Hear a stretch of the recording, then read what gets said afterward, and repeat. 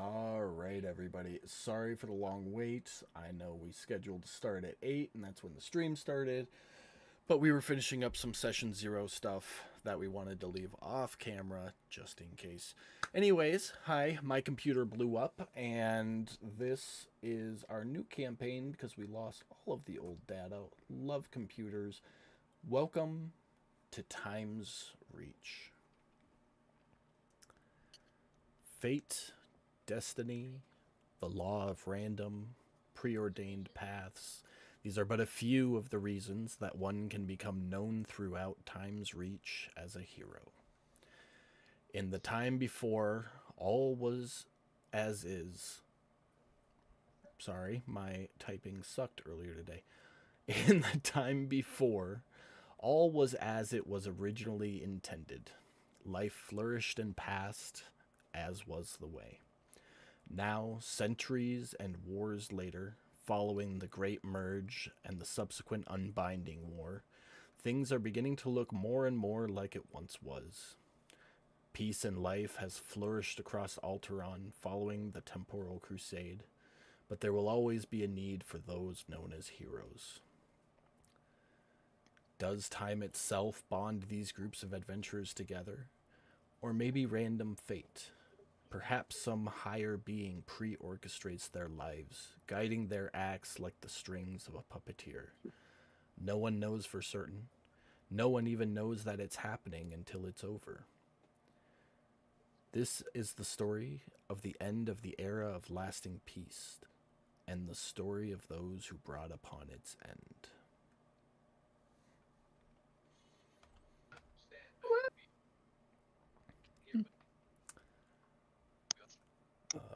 I need to change the order here for battery purposes.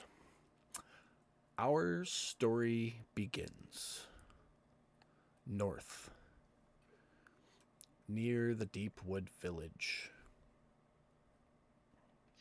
up yonder. Bless you. Was For- muted.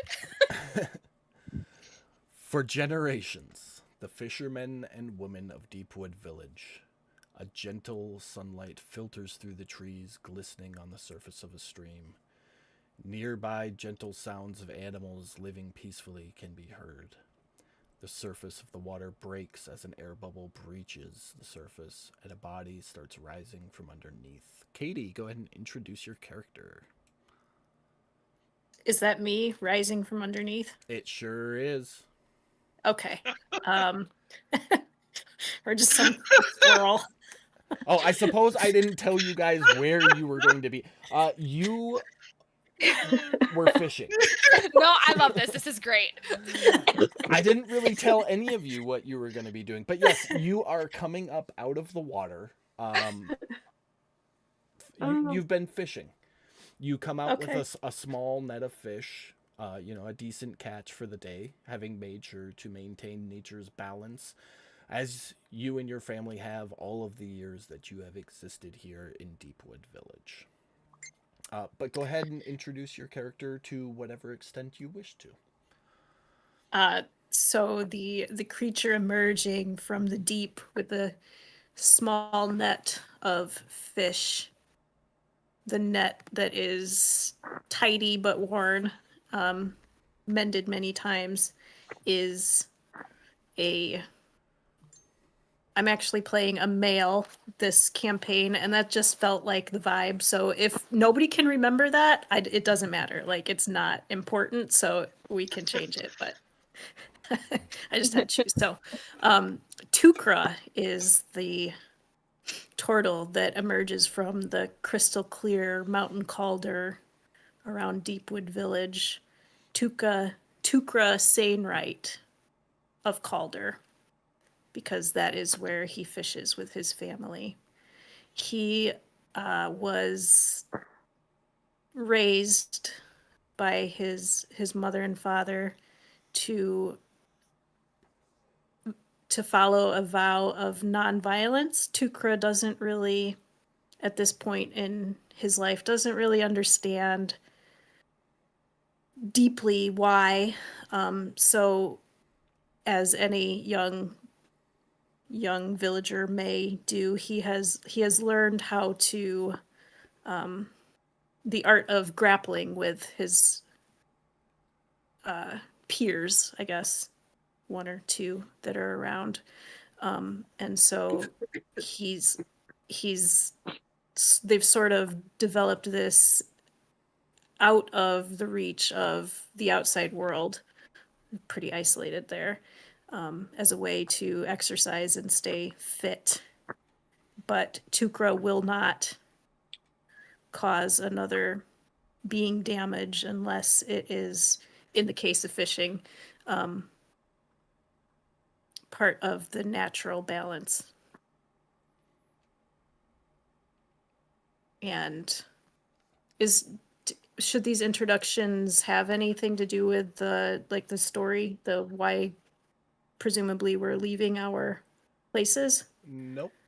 Because you don't Okay. know why you're leaving your place. I haven't gotten that far in the intro yet.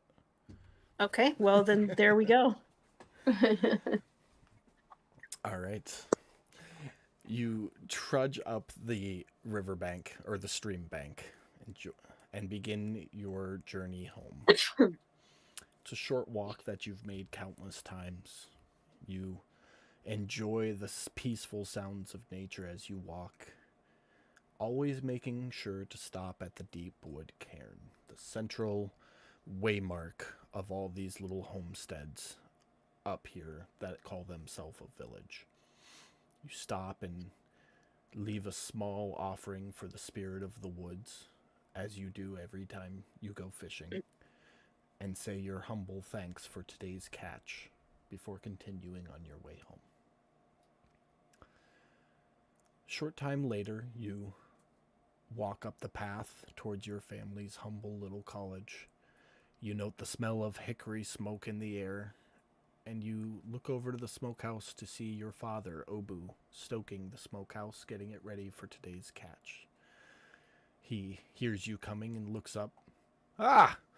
Good afternoon, son. I trust the woods have been good to us again. I'll unsling the net and shake it a little bit and just smile, as in yes, they have been. Wonderful, wonderful. Well, let's get these fish cleaned and stacked in the smoker. The Leafborns will be here in the morning for them with some crop to trade. I hear they've had quite the impressive harvest of greens this season, and I can't wait to dig into them.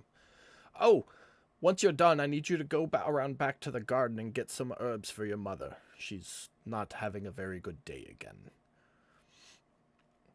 And your father will turn to enter your family's cottage, leaving you to your work. All right. Time to clean some fish. I need you to roll a survival check as you clean them. Did I activate the tower for you guys? You don't have to roll in the tower. I just wanted to make sure I turned it on. Yes, you do. That's there. Beautiful. All right, so go ahead and roll a survival check. First roll of the campaign. Here we go. Let's go. I must be distracted today. Yeah, you set to work. You've only got maybe a handful of fish, 4 or 5 of them, and it's probably the thought of your mother having another bad day. You know that she's been sick for some time, and any remedy you guys have tried has not cured her entirely, just brought her some minor relief. And next thing you know, you're done gutting the fish, and you look at them, and they're just kind of butchered to hell. Still edible, still usable, just not clean.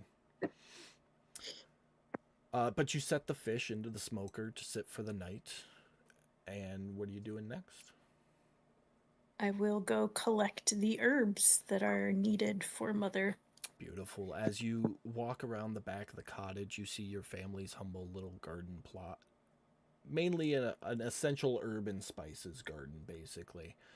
And as you walk into it, you try to recall all the lessons your mom and dad taught you about what plants what, and I need you to make a nature check to correctly identify the herbs you need for your mother's treatment. Man, it's not a good morning for me. gather up the herbs, and I'm assuming make your way inside then. Yes. Making your way. Yeah, so you gather up your herbs and head back around to the front of the cottage and come in the front door, setting the herbs on the table. Off to the left, you can see your father sitting in a chair next to bed, holding your mother's hand. As I mentioned before, in recent months, your mother's had flares of an illness fall on her where she's unable to leave bed, feverish, and medicine's only found her mild relief until the fever passes on its own, and then she usually has a few good days where she can get up and move about, and then she's down again. Your father, seeing you enter, comes over to retrieve the herbs and looks at them and... Tukra, I told you it's not these ones, it's the ones next to them. And grabs what you collected and kind of storms outside. A very frustrated look on his face, but forgiving. What would you like to do now? I would mumble to myself, I'm just no good with this. This isn't helping. And I'd go over to my mother's side and sit with her because that feels like something I can do. Absolutely. As you sit next to your mother and take her hand in yours, you can feel the cold, clammy sweat of her skin. Being the good son you are, you of course check her over and kind of see how she's doing. Go ahead and make either a medicine or an investigation check for me.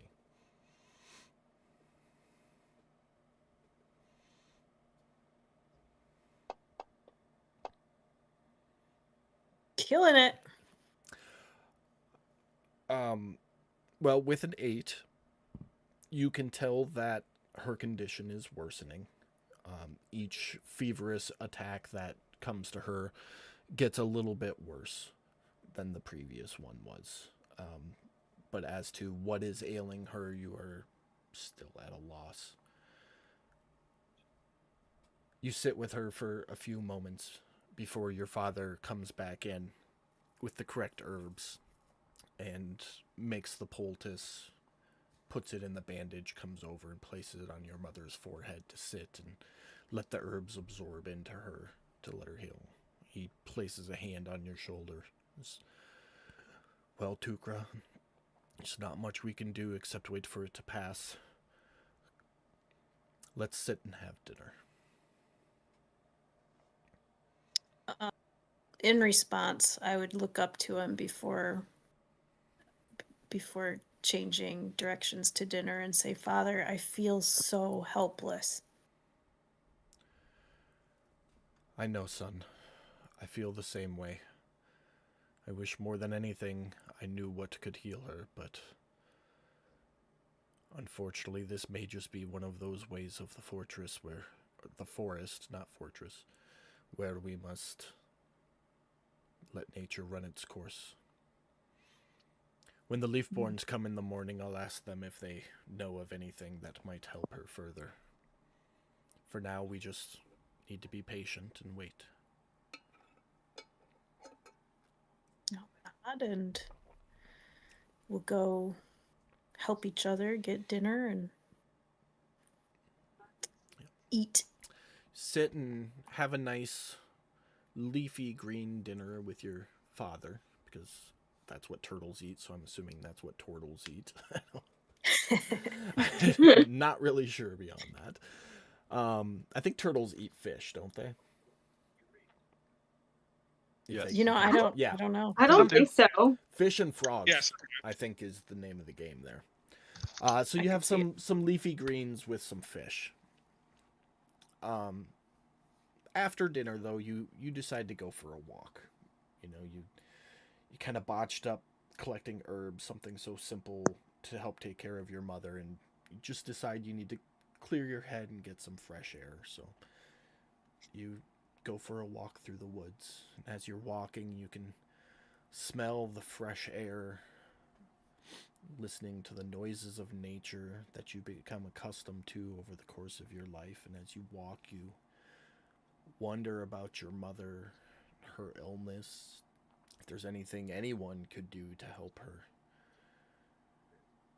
As you walk and you wonder, you recall rumors that you've heard from other community members, faraway stories of great magics and healers in the larger cities, and then your mind wanders to the children's story, old lores of gods and creatures that have helped those in need. Make either a history or a religion check for me.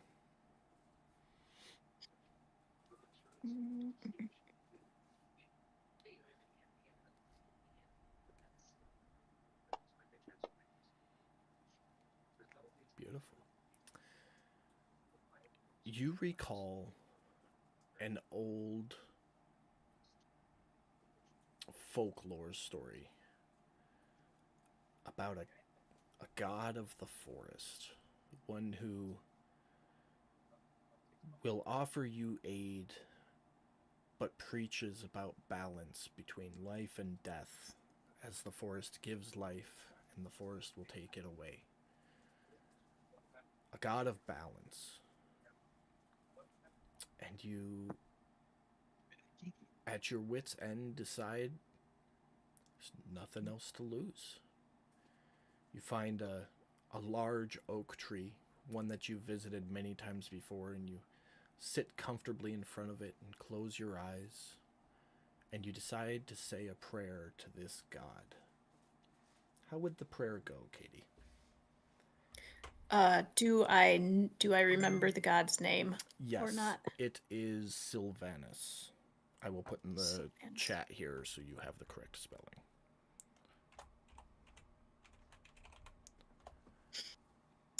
Okay. I think it would go a little something like Sylvanus. And then there would be some time that passes as I sit and listen to the forest for a response. I don't know what I'm listening for, but I have intimate knowledge of what the forest sounds like, so I'm listening for differences. And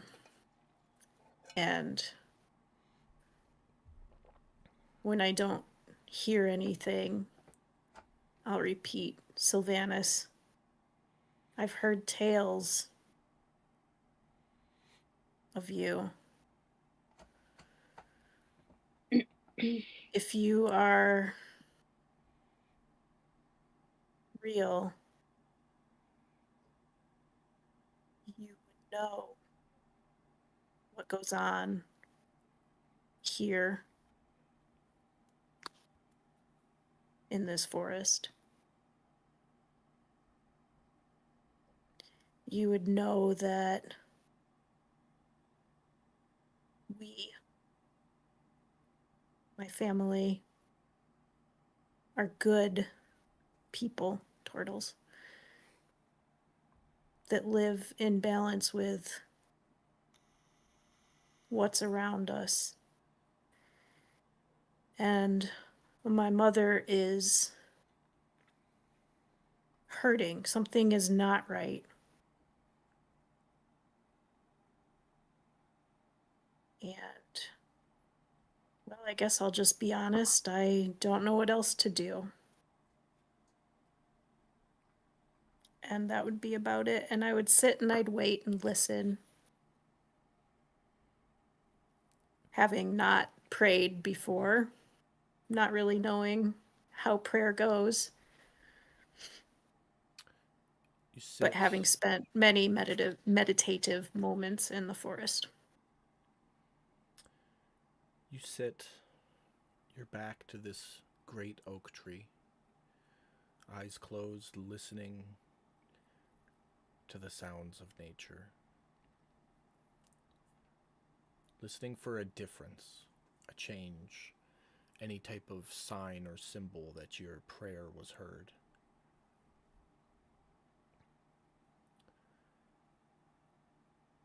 in front of you, maybe 40, 50 feet away, you start hearing a loud groaning noise. And it's not an unfamiliar noise to you. It sounds like a tree starting to creak and fall. And when you open your eyes to look, this tree isn't leaning or falling or collapsing. It is walking. And it stops maybe 20 feet away from you and takes a knee and kind of leans forward to look at you, this giant tree, and speaks slowly and deliberately. You come to the wild seeking aid, child of the shore. Tell me, why do you call upon the Oaken Father who gives freely to none?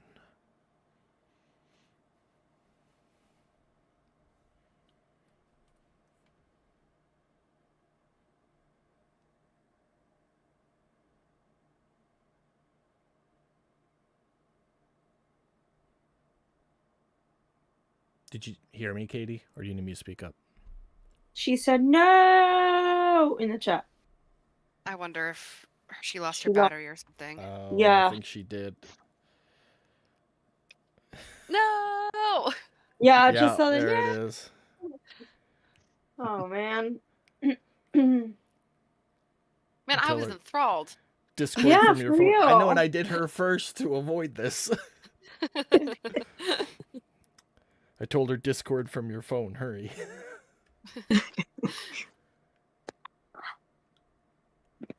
Your battery die, Katie? It did. All right. No. That's okay. You don't need Fantasy Grounds anymore. So we will just keep talking. What was the last thing you heard? Why you come to seek aid? Like, tell me why. Okay. Yeah, so he said, you come to the wild seeking aid, child of the shore. Tell me, why do you call upon the Oaken Father who gives freely to none?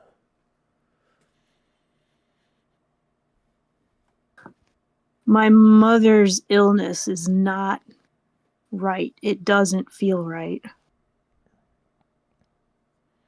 Ah, so your mother sickens. If her time has come, would you fight the turning of the seasons? Or would you let her pass into the soil to feed what must grow anew? I'd think for a moment, battling my emotions for my love for my mother versus how my mother raised me to respect the natural order of things. And my conclusion would be, if it were her time, I would let her go back into the cycle of nature. The treant stands kind of quarters away from you a little bit and goes,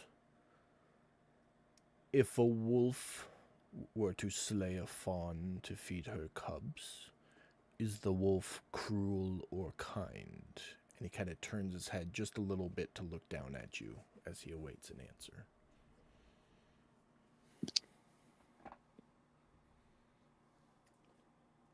The wolf is not cruel. The cubs need food as well. The deer know this. And when the rains fail and your crops wither, will you curse the storm that does not come? Or plant again when the clouds return? In the absence of rain, other things grow. Hey, my electricity's back on. Yay. Nice. Yeah, in the absence of rain, other things grow in its place. You just have to look closely. It's okay. And if I were to grant you the Oaken Father's breath, what would you do with it? Seek only to heal your mother? Or would you travel to heal the land and feed all mothers?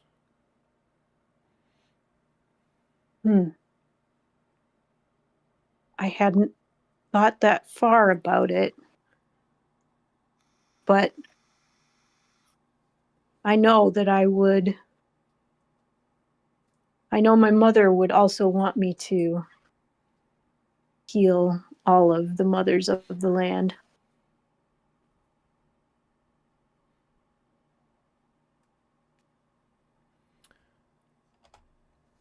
He kind of stares at you for a moment and kneels back down, squatting close to you. You, Tukra, son.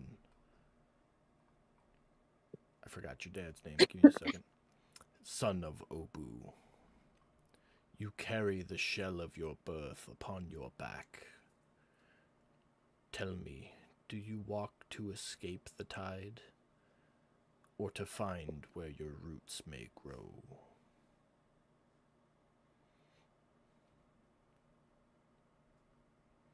The tide will come. I can't escape it, so I wouldn't try. I walk to find where my roots might grow. It's okay, buddy. It's okay. It's okay. He reaches out a small branch to you, like offering a hand to help you up, if that makes sense. Yeah.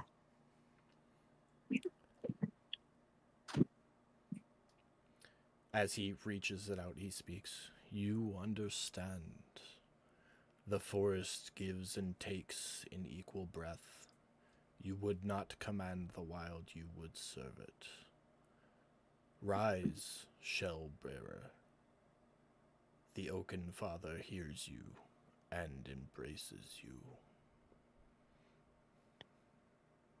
I'll take his branch and let him help me rise. And I'd, dip my head, bow my head in reverence. As you stand, a breeze flows through the trees. You close your eyes and take a deep breath. Every smell you've ever smelt while here in the Deepwood Village is carried on this wind.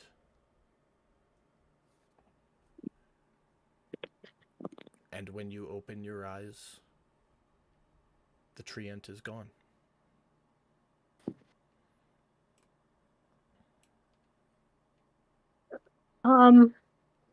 Okay.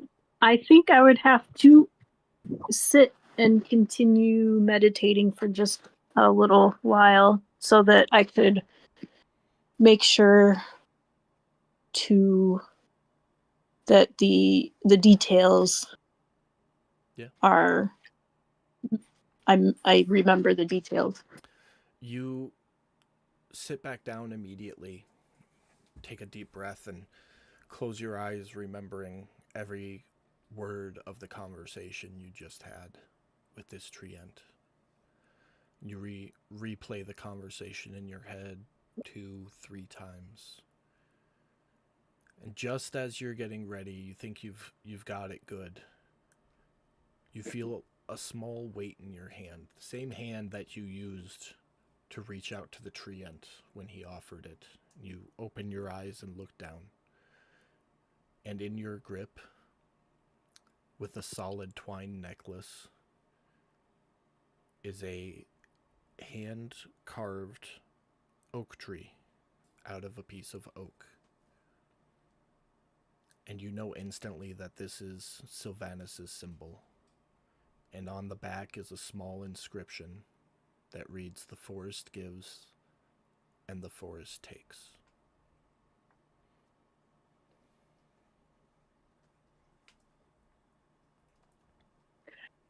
Okay. Well, from there, I would. You say it was a necklace, right? Yep. I'd put it on, and I would be pretty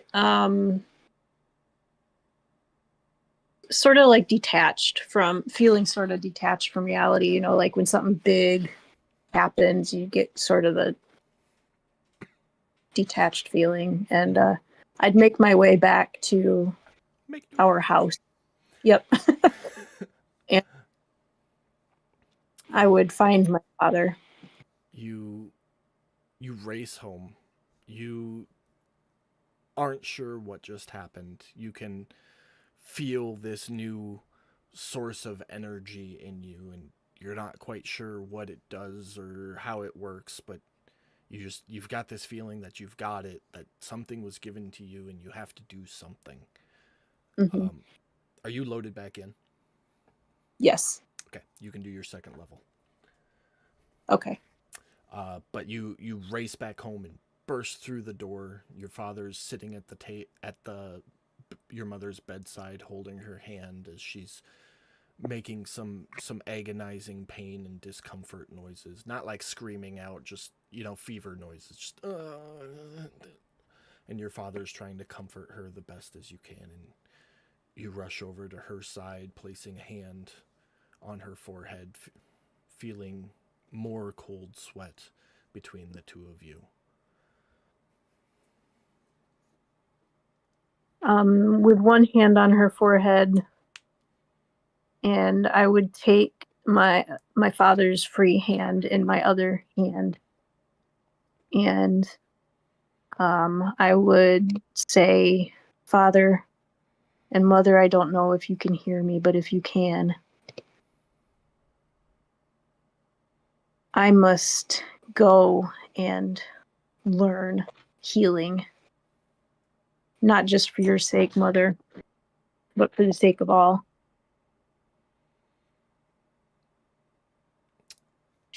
Your mother doesn't react. Her pain is just enough that she can't hear you. Your father stares at you, and you can't leave. We rely on you too heavily here.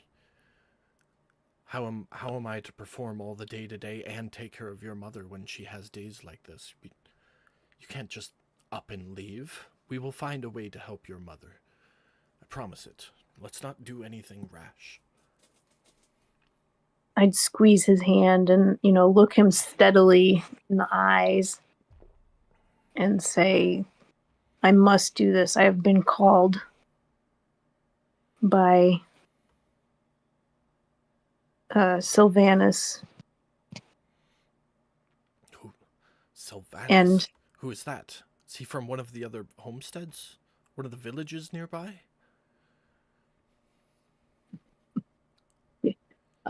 he is a spirit of the woods. And Father, remember, the balance is retained even on the large scale, even in moments when it shifts one way or the other. This. He kind of lets your hand drop and he stands up, walks away from you towards the fireplace, and stares at it for a long moment before turning back.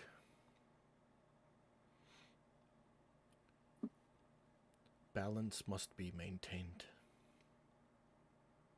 You are right, my son. If this is what you feel you must do, then go.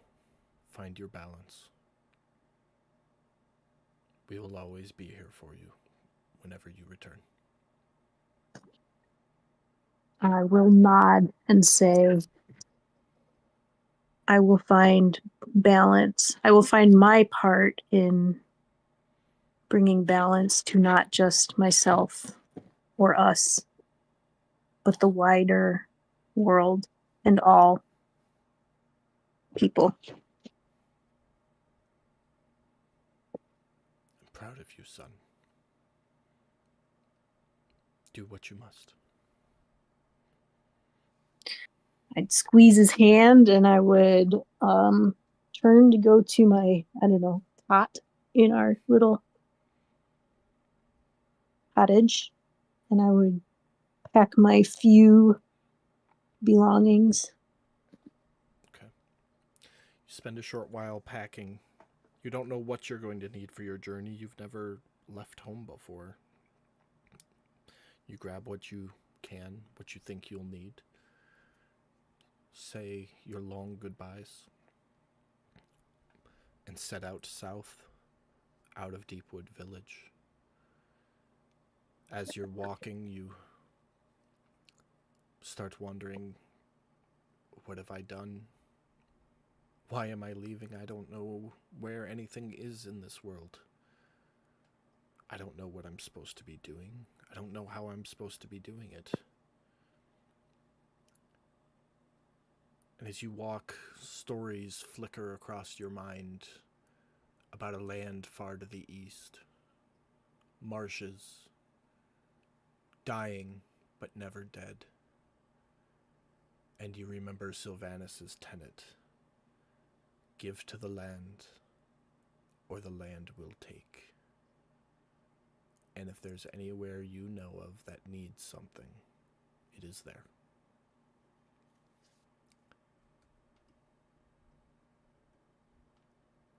And that is where we're going to leave Katie's intro.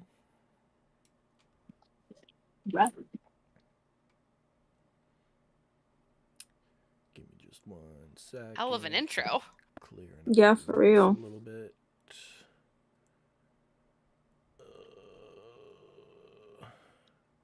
Just cleaning up my notes. Give me a second.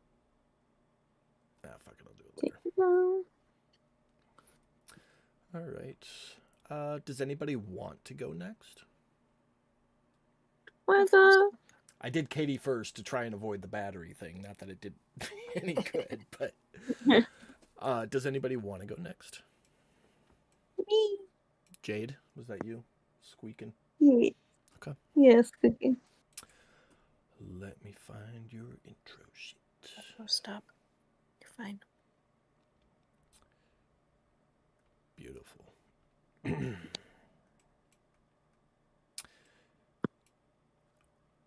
We find ourselves Stop. on the moonlit streets of Deepwater City, Mm-hmm. moving silently through an alley. Little flutters of glitter, well, fairy dust, drop to the ground as a shadow flies overhead. The shadow stops at the home of Keeg the Artificer, Jade's mark where she intends to steal an orb to sell to her contact Lombian for a hefty contract price. Pam, go ahead and introduce us to Jade. Okay, so I am Jade. I am a fairy fighter. I am a very chaotic individual. I don't look for trouble. Let's just say that it finds me. And when it does find me, then I look for trouble. I am...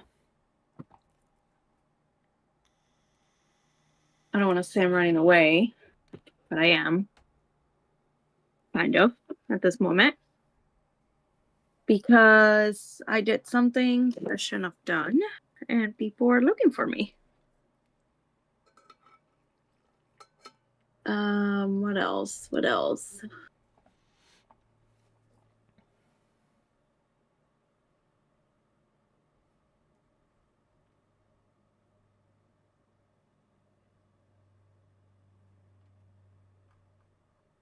I think that's a decent enough point, Pam, for now. Leave a little mystery for people to discover later. Well, you said I'm still flying right now, right? Yeah, we're gonna get Okay, into so that. never mind. Okay, so just stop there. The night hums with a quiet buzz of insects and a few far-off drunkards stumbling their way home. You can hear a watch bell on the far side of town ringing. You hover at the edge of a second-story window, the faint shimmer of your wings hidden beneath your cloak. You peer inside the window, and on a velvet cushion rests the crystal orb that you're set to heist. It sits there, pulsing with a violet light. Your client, Lombian, said it's just a power source. It's better off in our hands than his. And for the right price, I think you'll agree.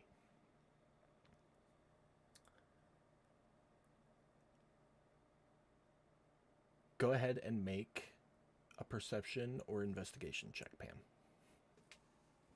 Okay.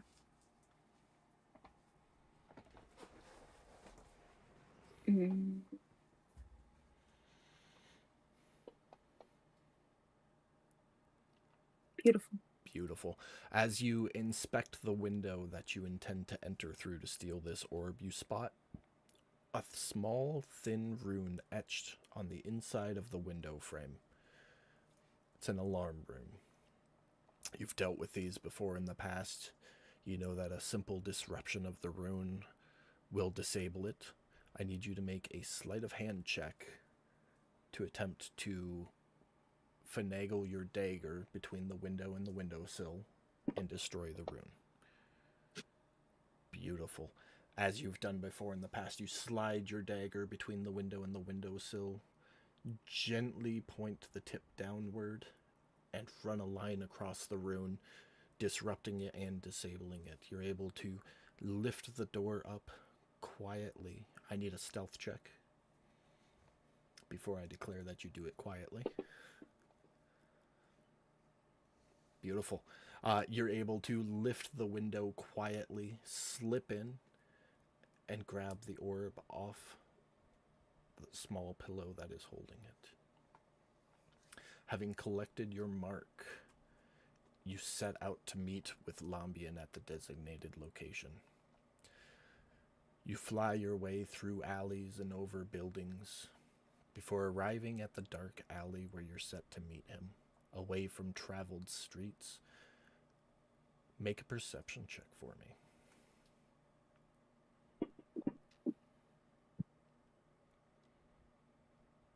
Beautiful. Waiting in the alley, you lean up against the wall, arms crossed, watching both directions. You catch out of the corner of your eye a shadow moving forward towards you from one end of the alley. A moment later, he passes by a lamp and you can see that it is your contact, Lombian. He stops about 20 feet away from you and says, "Did you get it?" Yes. "Well, let's see it then." I show it. Pull my hand out. Gonna whip it out right there in front of him, huh? I'm very little. He takes a couple steps forward and reaches out to grab it from your hand. As he takes it and inspects it, good. Places it in his pouch. Kind of like the satchel thing that he's got on his hip. He goes, "You know, it's a funny thing though, Wing Sister. The client decided to change the deal. It turns out that orb belonged to a high emissary of Deepwater Watch, and they're paying double for anyone who brings it and whoever stole it." And he puts two fingers in his mouth and lets out a loud whistle. And I need you to roll initiative. This motherfucker. Damn fucking right.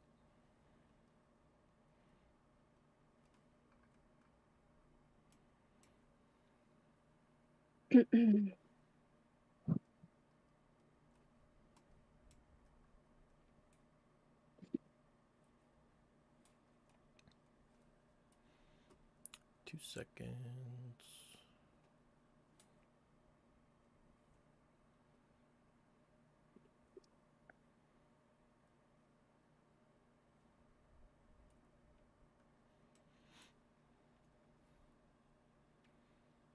Beautiful. As he lets out the whistle, you hear footsteps coming from either end of the alley. Let me put the map up. I should probably share it. Yeah, I was thinking, like, am I seeing something? Okay. Nope. There we go. There you go. And you're down here. Okay.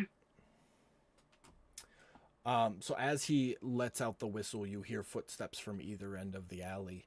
You look left, you see one of the watchers. You look right, you see another watcher. And when you look back to where Lombian was standing, he's disappeared. And we are in initiative order, and you are first. Okay, so the first thing I do, I look around. Lambien! Son of a bitch. And then...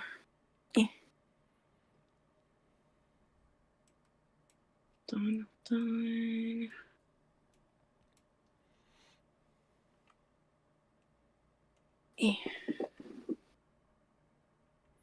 Okay, so you pull out your longbow and pop a shot at Watcher 1. An arrow flies down the alley, and you hear a as your arrow connects with that individual. Go ahead and roll damage. Max damage, too. Look at that. A hit and max damage on the first combat rolls. Beautiful. You hear as that watch kind of staggers to a knee for a second. Anything else for your turn? Is he dead? No? Still up, just kind of staggered for a second. Okay. Longbow. Can I- Yeah, that works perfectly because the mastery property on that is slow. So. Okay. So I'm gonna fly as close as I can. And I'm just gonna use my dagger to finish it. So an offhand attack? Yeah, let's do that. Just to make sure he's dead. Okay. Ah, so close. Yeah, and that actually would have been a 7. So that wasn't the right one, Pam. The +7 is your melee. The +9 dagger is your I threw. Oh, it. sorry. No, wrong one. No, Oops. it's okay. It would have missed anyways, so it actually would have been an 8 on that roll. Okay. That was 15 feet of movement. Anything else? No, that's it. All right. This watcher is going to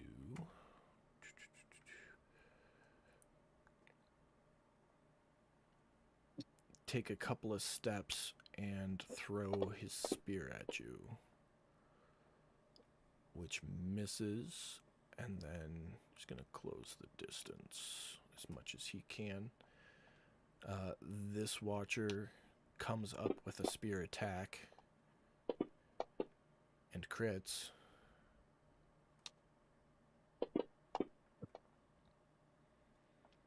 Nasty. And it is your turn again, Jade. Okay. That was 9 points of damage out of Awesome. your 13 hit points. I saw.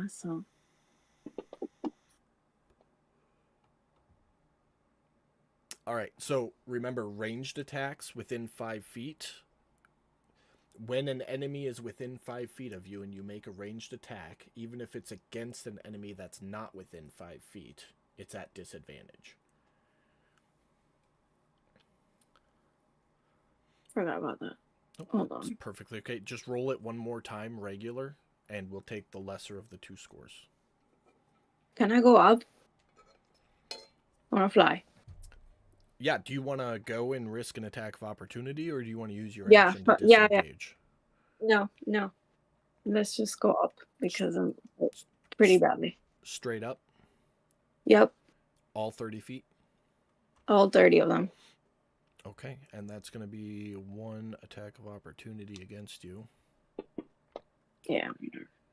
which is going to miss.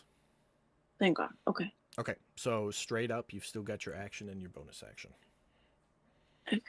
So this guy. That'll hit because it's not at disadvantage anymore. Okay. 13 points of damage. Heavy, but still upright. Okay. Anything else for your turn? Nope. Just flying. Just standing still. Not flying. Beautiful. This watcher pulls something small out of his pocket and holds it up to his mouth and whispers, and then holds his hand out, and there's a flash of light. I need you to make a wisdom saving throw. Okay.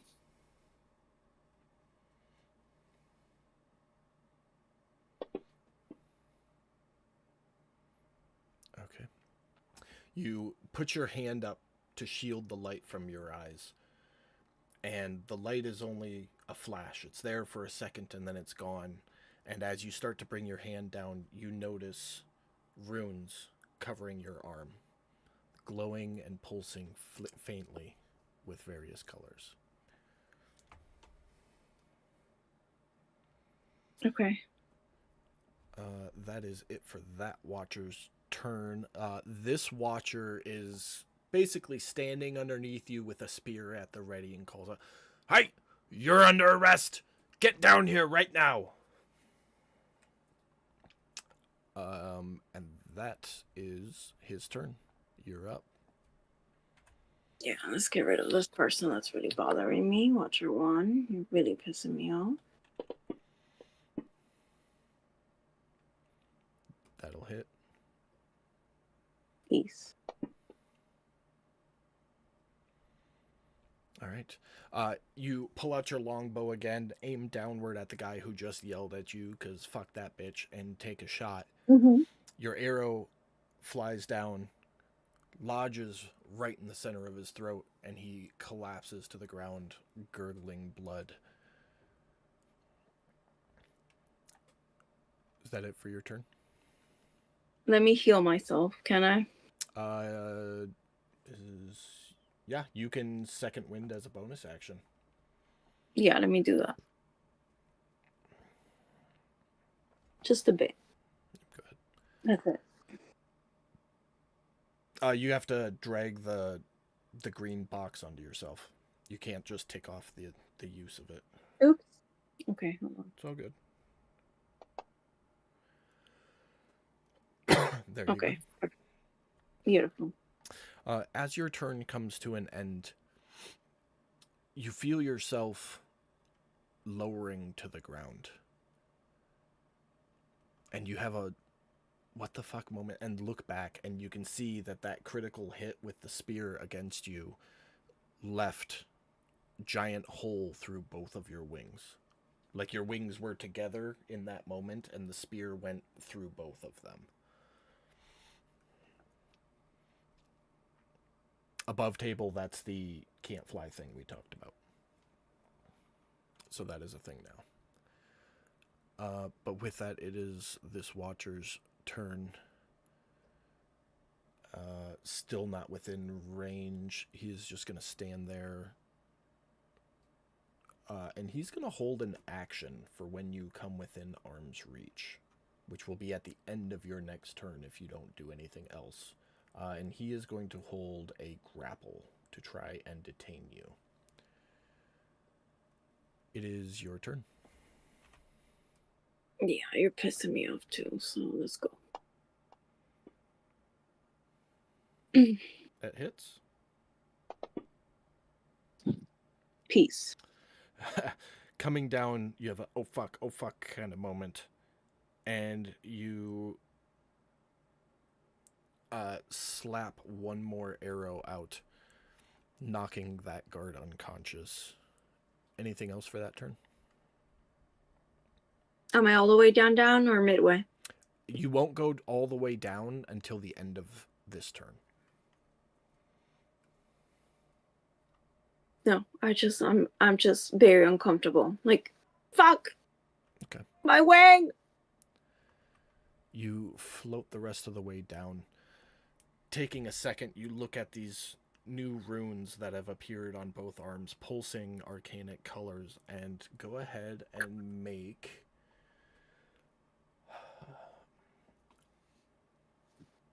Arcana or History. No, Arcana check. Oh, great.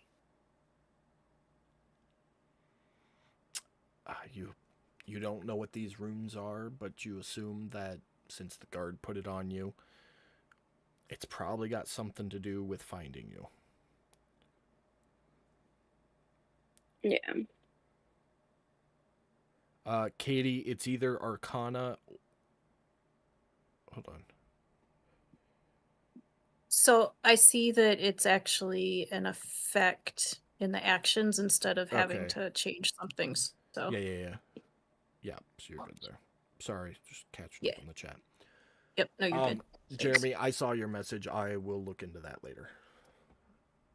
Bear with me. Okay. Sure. But yeah, Pam, you can kind of put together, or Jade, sorry, you can put together that the runes probably have something to do with you or finding you. Yeah.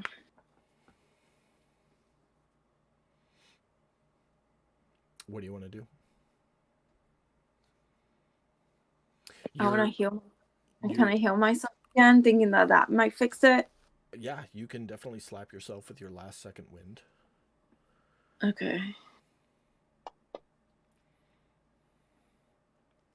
Well, so much for that. You stop and you take your breath, that is your second wind, and look at your wings, and they are still shredded. Fuck. Stop and think to yourself that you're fucked. You're new to Deepwater City.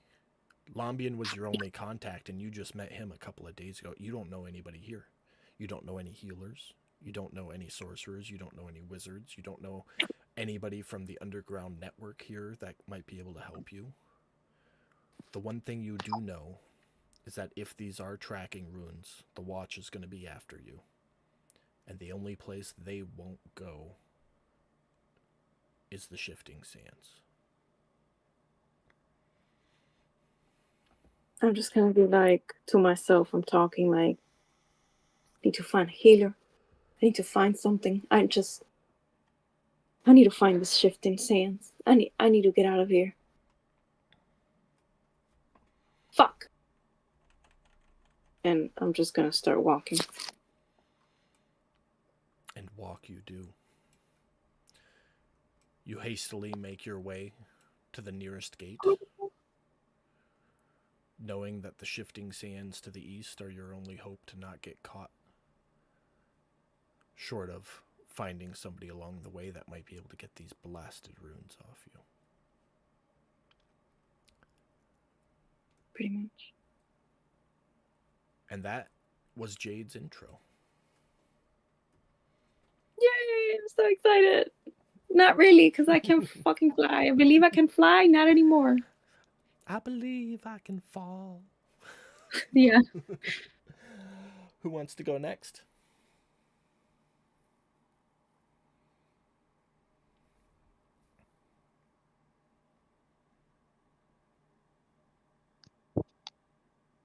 Fuck it, let's go. All right. Save Jeremy. Well, technically, we're gonna save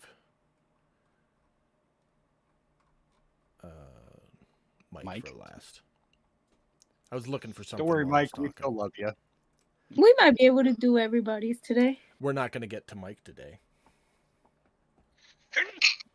But that's Bless you. Okay. Circumstances beyond our control. due to circumstances beyond our control. All right. Damn weather. Well, Maybe he'll get miracles happen That's true. once you That's true. believe. Okay, I'll stop. Bye. just east of Deepwater City,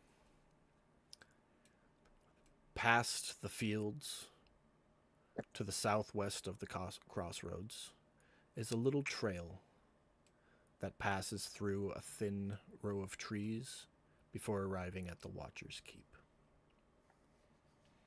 It's a bright, sunny day. Nearing the harvest season, farmers are out in their field, starting to think it's time to bring in their crop.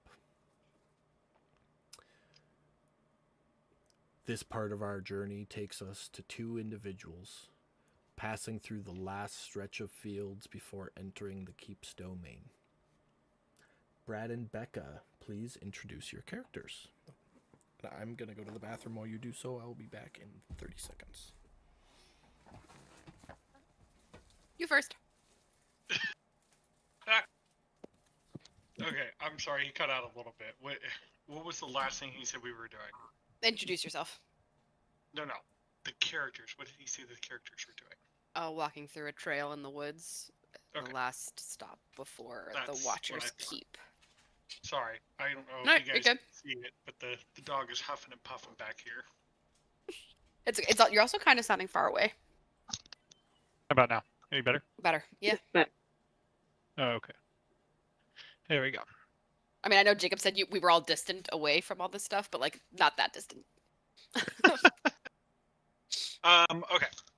So as we're walking down the dirt road through these trees, a lean figure is going to emerge amongst the haze from the dust on the floor or of the ground being kicked up.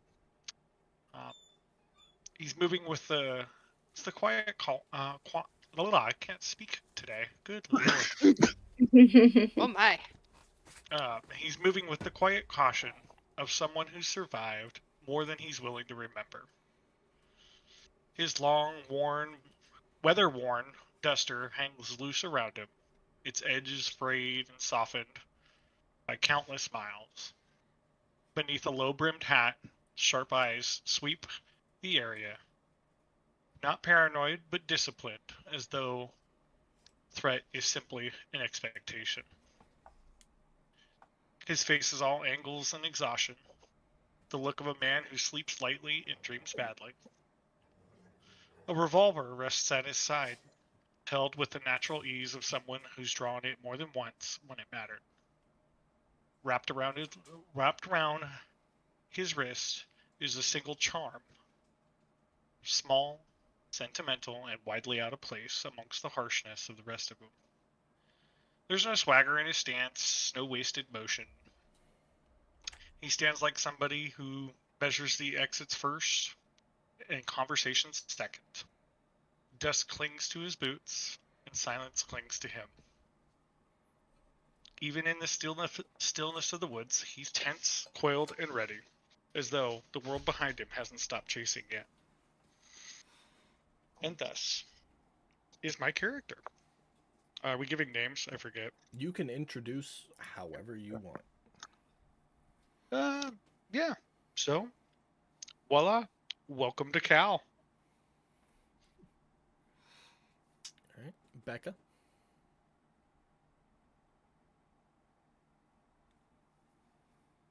My character Saphira would be walking alongside him, probably a little bit in front of him though, because she's gonna have quicker and kind of jauntier steps. She would have her auburn hair and like a braided ponytail off to the side with her quarterstaff. And as she walks along, her cloak would kind of rustle behind her. And she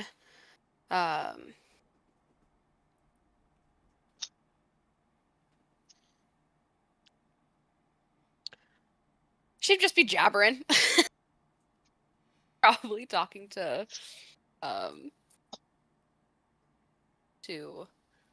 gentleman beside her. Just rambling about stories from the past. In an animated kind of effort, probably to make him try and laugh. And yeah, let's see. She would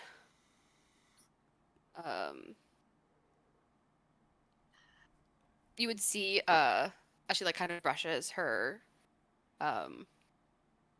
hair kind of out of her face, you would see a faint sigil on, like, beneath her leather glove on her right hand. And yeah, that is my character. You mentioned the sigil. Do you have a description of said sigil, or not yet? Nope, not yet. Not yet. You said right hand? Yep. Just for my notes to keep track of. All right. Yeah. Was that it, Becca? Sorry. Yep. Okay. For now.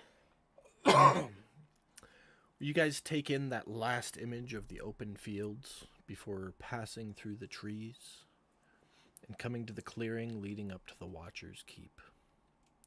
As you approach the only gate into the keep, the guard calls down, "Halt!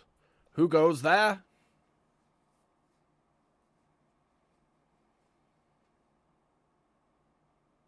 Cal will look up at him, kind of like the brim of his hat's gonna kind of lift up, and he's gonna say, "It's Cal." And who is your And companion? Fira. Ah, wonderful.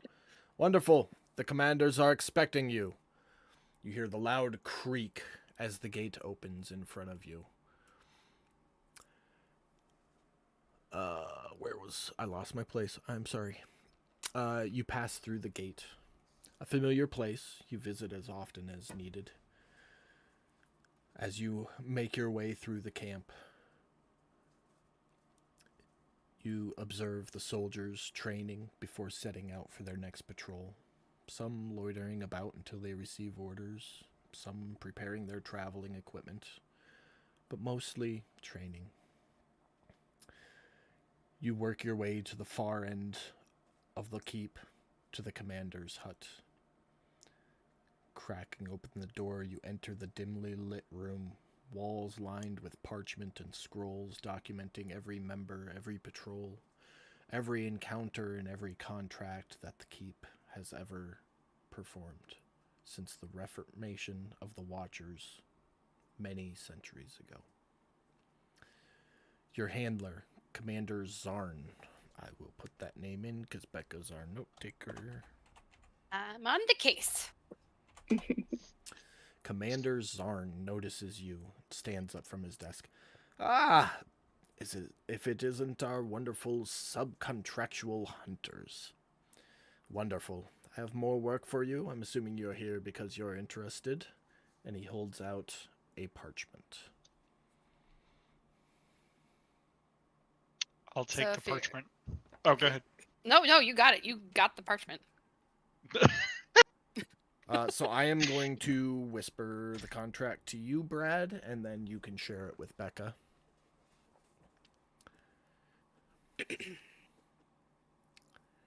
Okay. But Commander Zarn stands there and waits. So, what do you say?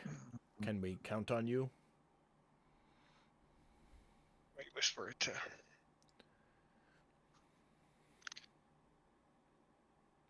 Oh man, do you have to type out? I'll whisper it to her as well. I got it. Here we go.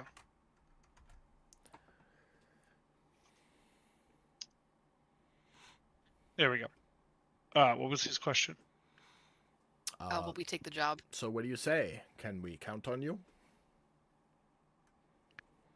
Oh, that's why we're here. Wonderful. You can see the quartermaster for your rations, as usual. And we will await your return.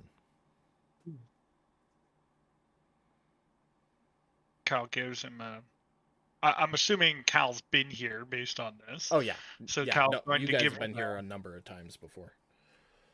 Cal's going to give him a silent nod and then turn and walk out. Okay. Are you going to Saphira? Yep, I'll say thanks, Arn. As you guys open the door, and the first of you is about to take a step. Oh, there's one more thing. As is our duty as members of the Maximagonian Order, it is your turn to settle a legal dispute and pass judgment. Shouldn't take horribly long. I'll have everybody assembled at the Hall of Justice immediately, and then you can depart immediately after. Clarification. Have we done this before? You haven't done it before, but you are familiar that it is part of the duties. You guys are subcontractors of the Order, but that still makes you members of the Order. And the Watcher's Keep has this was all in the lore book, if anybody read it. It has no ranking hierarchy. There is rank given to certain individuals, but it is solely for the purpose of leading groups or performing certain duties. No one person within the Maximagonian Order outranks another one, which means basically you just got called to jury duty. No, that's fine. I just want to make sure that like our characters hadn't done this before. You haven't done it before, but you are familiar that it was very likely to happen at some point. Okay, cool. So, knowing that it is your duty, unless either of you wants to outright refuse your duty.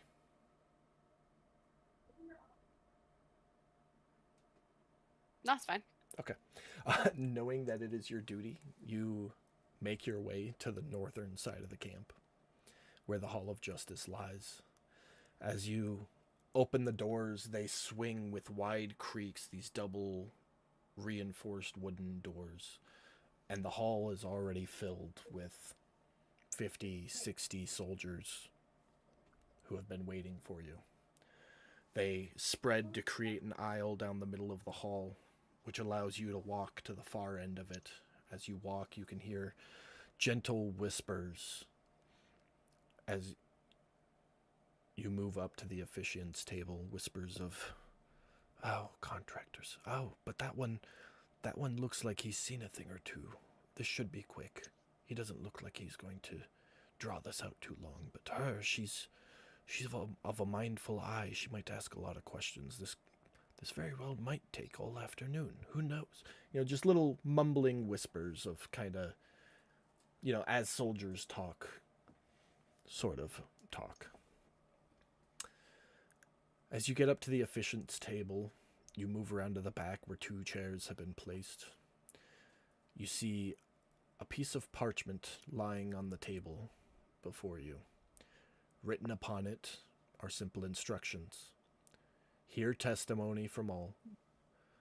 Remain unbiased in your decision making, and punish as the crime sees fit. Below that, and I'm going to send this to you guys. Below that is a list of possible punishments if found guilty. Hard labor, flogging, solitary imprisonment, and death.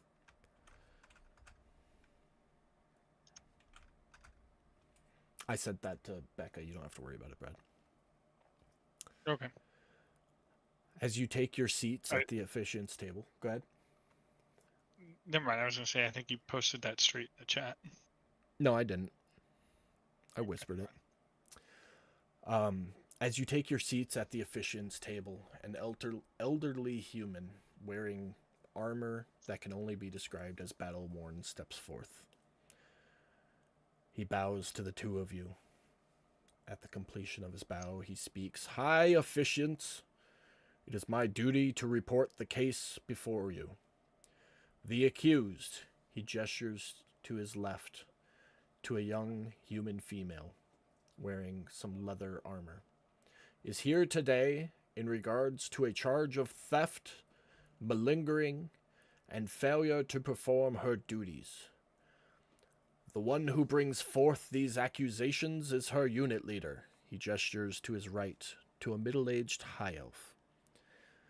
"Facts previously established do conclude that rations were in fact stolen from the supply wagon, and the defensive wall did in fact collapse due to a sabotaged powder keg.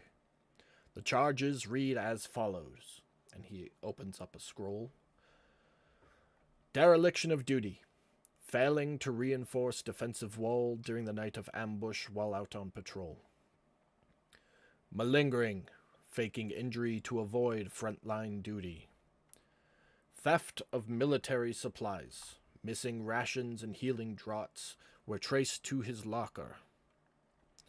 I will send that to you guys. Those are the charges. He then says, "Let Max's guidance flow through you, and Mad Magog's arm empower you." He bows as he steps back to the crowd, leaving you to perform your duty.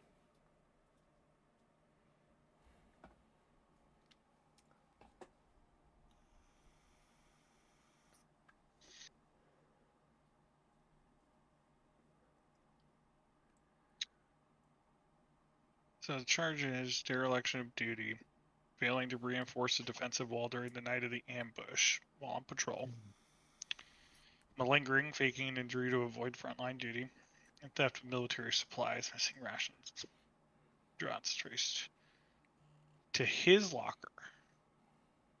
Her. Sorry. It's supposed to say her locker. You knew I was going to catch that one. Typo. It's a typo, dude. Yeah. Jeremy's just over there with, "Hey, look, Ma, I made it," playing on repeat right now. Yeah, right. Fuck yeah. To clarify, the captain says that the wall was damaged due to a malfunctioned powder keg, correct? If I heard that correct. Probably not using the correct Here we word. go. Facts previously established. Forgot to send that to you guys.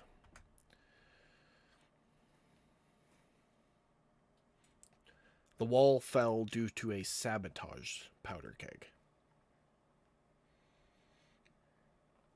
Assuming that she was most likely working with someone else, if that's the case, or not involved at all and just missed it.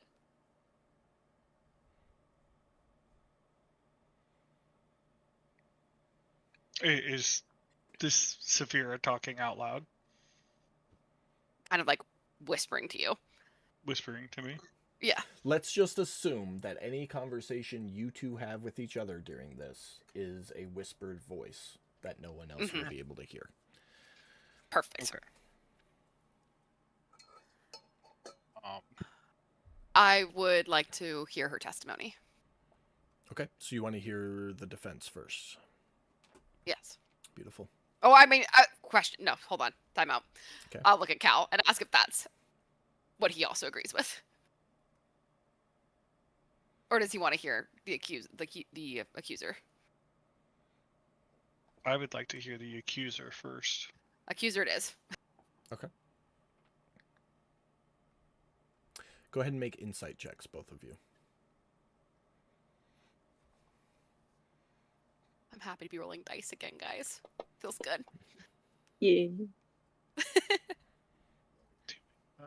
Insight? Yes, please. Okay. Nice. The High Elf steps forward. Sergeant Von Duskreeve. Patrol Sergeant. This grisly-looking individual, wearing a cracked breastplate, steps forward and introduces himself with a scowl. "I stand here today under Max Magog's... No, I had it right. Under Mad Magog's eye, to demand swift justice and to set an example for all within our humble order. On the night in question, Private Wren," he points a finger at the human female, "was ordered to reinforce the defensive wall with a powder keg and stand guard until relieved. Not long after the order was issued, I was making my rounds and went to check on her. I found the keg had not been reinforced, and that Wren was not at her position along the wall. As I sought for her, eventually, I went to her tent. She was not there. But I did note that there was something off about her sleeping roll. I lifted it and found an obnoxious amount of rations underneath it. I confiscated the rations and continued my search for Private Wren. I found her in the medic's tent shortly after, having her leg treated. It was in that moment that we were attacked. I ran to the wall to defend us, but it was too late. The powder keg, which Private Wren failed to secure properly, had somehow been used to blow a hole in the wall, leading to the death of almost half of our patrol numbers and forcing us to return to the Watcher's Keep. No man, woman, or being in the history of the Order has performed such negligence and blatant disregard for our ways and gotten away with it, and I demand immediate justice and punishment with nothing less than her life. As he finishes his sentence, the hall erupts, both in conversation, argument, and agreement, the noise nearing deafening. I need both of you to make either a persuasion or intimidation check to try and get the crowd under control. You want us to both do it, or just one? One of you, no, both of you roll, but it's up to you what you roll. Or one of you can roll. It's entirely up to you. Persuasion or intimidation. Proficient in either? I am. I'm proficient in one of them, yes. You roll. Okay. And then if it doesn't work, I'll roll.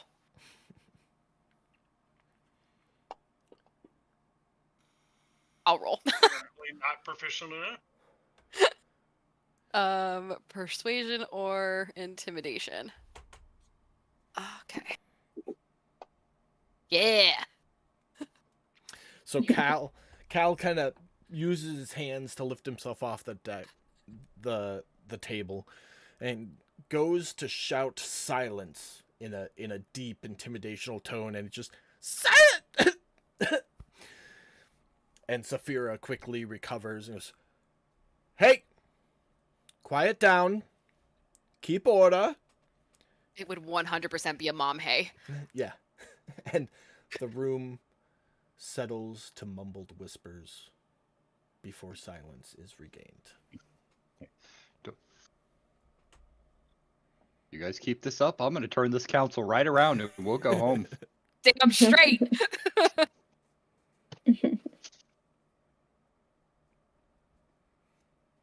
Continue.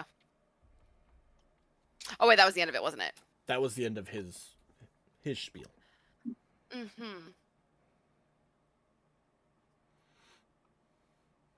I'm gonna look at Cal and ask if Hold on. Trying to Hold find on. a- Your insight Open it. checks would have revealed he has a seemingly rehearsed tone, as if reading from a script, and his eyes, like he couldn't lock eyes with you while he was speaking. He was always looking at something else or averting his gaze.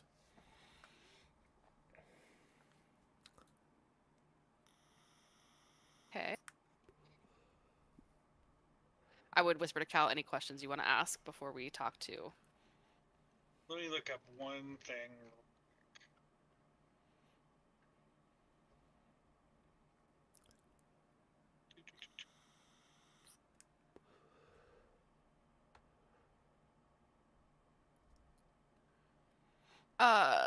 Sergeant Von Dusgrieve, were you the one specifically to give Private Wren the order to fix that or to repair the wall? Were there other people who were also supposed to be repairing it with her? It was her duty. I issued the order myself. And did you have her fix it herself? Yes, it's a one-person job. Okay.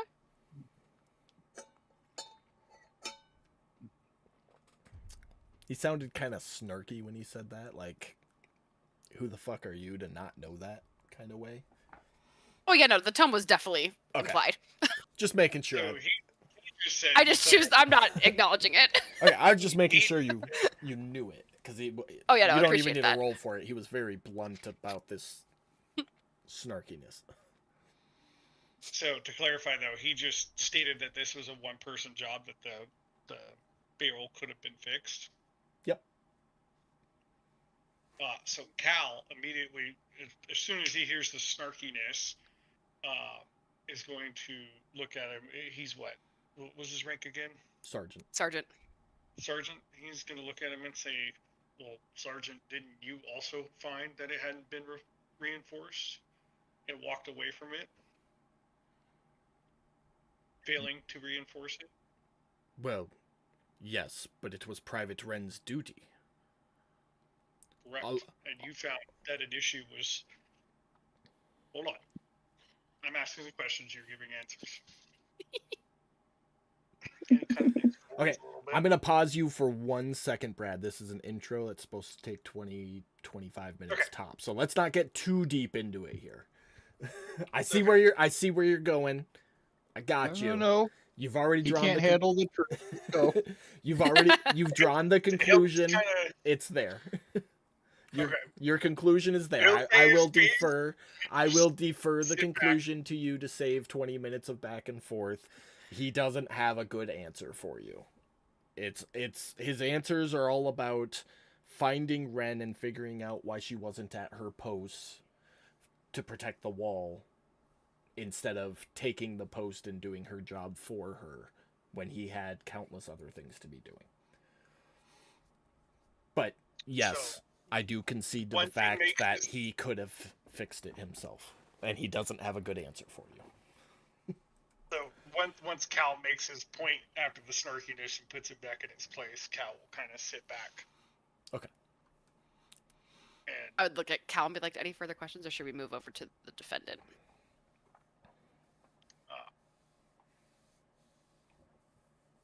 I don't have any questions. Well, Yeah, let's Cal, go what do you- into this. I am emotionally invested right now. Cal is gonna. Questions for him, but I feel like I already know where this is. Okay, fine. Why did you go immediately and look for her in her tent when she could have been anywhere else on the grounds?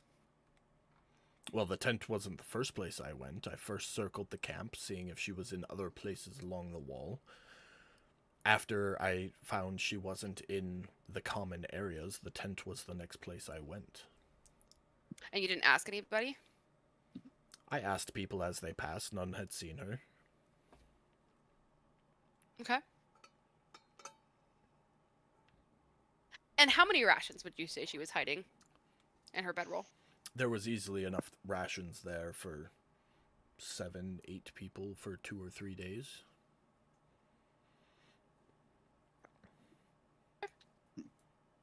I would look at Cal and be like, okay, I think I'm ready for the defendant. One question, Sergeant. Yes. Why do you think that Private Wren would be in possession I cannot of all of? I cannot testify as to Private Wren's decision-making process. I can simply stand before you and under Max's eye report the facts as I know them.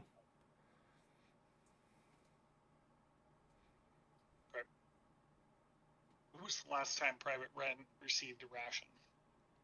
That morning, as everybody else did, I watched her go through the line with the quartermaster myself.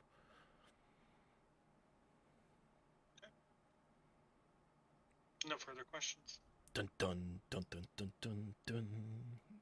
Yeah, for real. That was for Dude, Becca. I'm like Olivia Benson.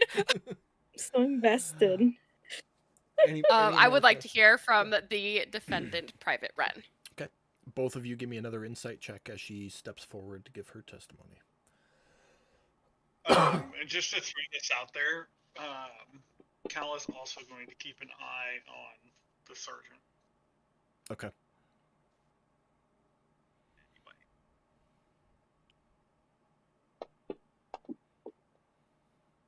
All right. Private Wren steps forward, a distinct limp in her left leg as she does. She speaks nervously. I am Private Wren Talvek. I was issued the order as Sergeant Varn stated, and I attended to my duties as I was instructed. While reinforcing the barrel, it slipped from my grasp and landed on my leg, splitting it open.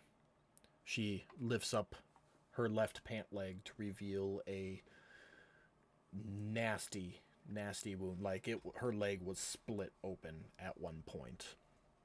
Whether it happened the way she says it was is another story, potentially. But at one point, her leg was severely damaged. While reinforcing a barrel, it slipped from my grasp and landed on my leg, splitting it open.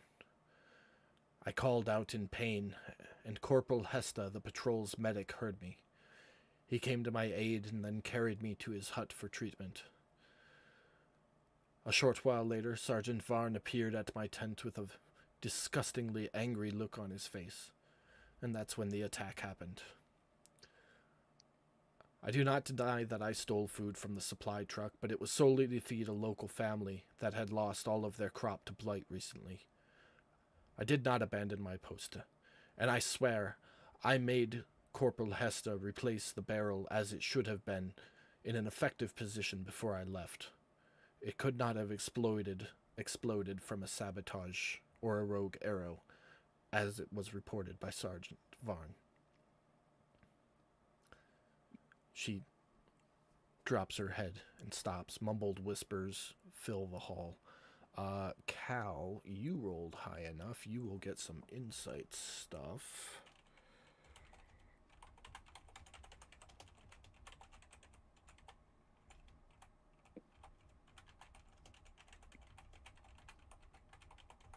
All right, and just for the record, Max is totally okay with stealing food from his order to feed hungry peasants. All right, I want to make sure that's known. I was about to- I was just gonna cover that. I was gonna look to double check in the packet. Yeah, I had to pull up Yep. the packet. I've got the lore book open actually because the tenants are here. I love this for us. Okay, go. The tenets of the Maximagonian Order, as they maintain peace throughout the land, are: any force thought to be evil will be thoroughly and independently investigated. If evidence of evil is found, swift and merciless justice will be brought upon it until it is eliminated from the world.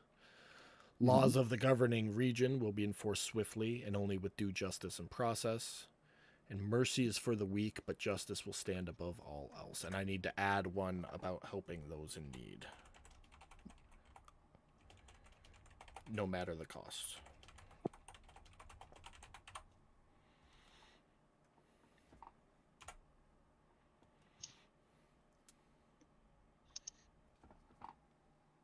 But her testimony is complete. She gave. Sorry, I was trying to listen. She gave two different names, correct? She gave the medic's name and Corporate Hesta and Sergeant Varn, not to be confused with Zarn, our handler. okay. So it was only the corporal, the medic, correct? Yeah, the medic is the only new name you've gotten. Okay. The only question I would ask is, what is the name of the family that she allegedly was going to give this food to? So that's not a question I, as the DM, thought you would ask, but she does have a family name for you. Okay. Are they currently present? The Johnsons? No, they are not. Okay. Cal would tear off a little piece of parchment, writing something down, and hand it to. I'm assuming that there's a runner of some sort. Yeah. Around. One will be produced. He'll hand it to the runner, and Okay. Just whisper it to me. I will send you a whisper right now.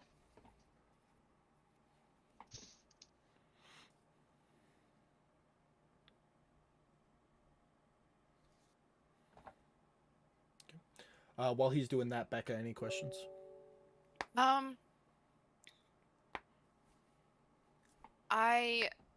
Ironically, because I didn't have as good as insight, I didn't have a question, and I heard it in passing, but I'm just clarifying. I would ask her. You said you stole you stole rations, but did you also steal healing draughts as well? Oh, I'm sorry. I was going back and forth when I wrote it. Both of them, the healing droughts, were there as well for the family. Okay. No, that's fine. Cool. I was just clarifying. Yeah. No, Um, that's me in my editing mode. I forget those tiny little details from No. the first paragraph in the 10th No. paragraph. Totally fine. Totally fine. So, I Just don't with the have family. any further questions. However, I would say that Private Wren should be kept close by. I would like to call forth Corporal Hesta. So you guys know from witnessing proceedings before that no active party can leave this room until the conclusions, until you've finalized everything. So they will Got it. stand in the front of the crowd until you guys are done. So yeah, you dismiss Private Wren and call forth Corporal Hesta, who comes up from the crowd. A dwarven male steps forward and awaits. He has no prepared testimony, so Go. Well, I will look at yeah, insight checks again as you guys start Saphira. talking. and just Cal will look at Saphira and give Saphira a nod of like, go ahead. My witness. Okay. I would ask Corporal Hesta. You've been named as a witness in this case. Please describe the events as you saw them, truthfully, as is Mad Magaz. Protocols. Of course, high efficients. On the night of the attack, Private Wren walked into my tent for treatment with a leg injury. I've seen many injuries like this. It was clearly self-inflicted, an attempt to either get a discharge or sent back to the keep and not to be sent out on patrol anymore. I treated her wounds as I was taught to do so, and then Sergeant Varn appeared. He was angry looking, of course, but then the attack happened and he left, and that was all I'm really aware of for that evening. Both of your insights will spark off. Yeah, while you're sending that real quick, can I ask? I already sent it. Clarify. I'm ahead of Yep. the game.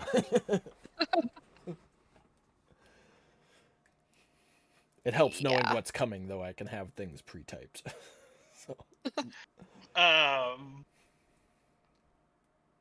She said, I just want to clarify real quick before I move on. She said that she had him replace the barrel, correct? So, in Private Wren's testimony, the barrel fell, splitting her leg open while she was securing it. And when she called out, Corporal Hesta came to her at the wall and took her to the medic's tent. Before he did that, Private Wren made sure that Hesta placed the barrel in an appropriate fashion. Maybe not perfectly, but an appropriate fashion. Corporal Hesta just testified that Wren came into the medic's tent with a leg injury. He also testified that it was clearly self-inflicted, and he had seen plenty like it before of soldiers wanting to get a discharge or sent back and put on different duty. Dun dun dun dun dun dun dun. And Yeah, for real. he was in the room for Wren's testimony, correct? Yep. Or is he brought in afterwards? No, he was in the room for Wren's testimony. Okay. So my first question to him is, you're testifying that Private Wren walked into your tent seeking medical aid, despite hearing that Private Wren just testified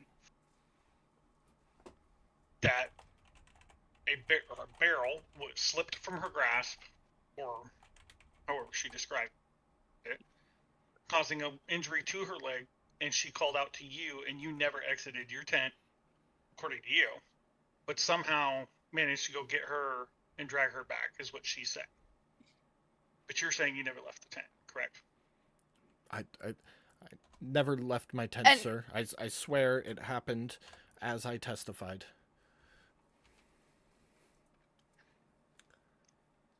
Go ahead. Well, I'm just thinking. I would whisper and I would say, I believe Corporal Hesta said that she came to him in the healing tent. Is that correct, DM? Yes. He testified that As in, he's she came into Yes. the medic's tent where he was already. He never left the medic's tent to get Right. treatment. Which she said he took her back to the medic's tent. originally. Correct. So the discrepancy here is, and this is Cal speaking out loud and saying it loud enough for Corporal Hesta to hear. There's a discrepancy here of whether or not Corporal Hesta left or did not leave his tent at that point. And he's looking at Corporal Hesta and seeing that he appears to be nervous.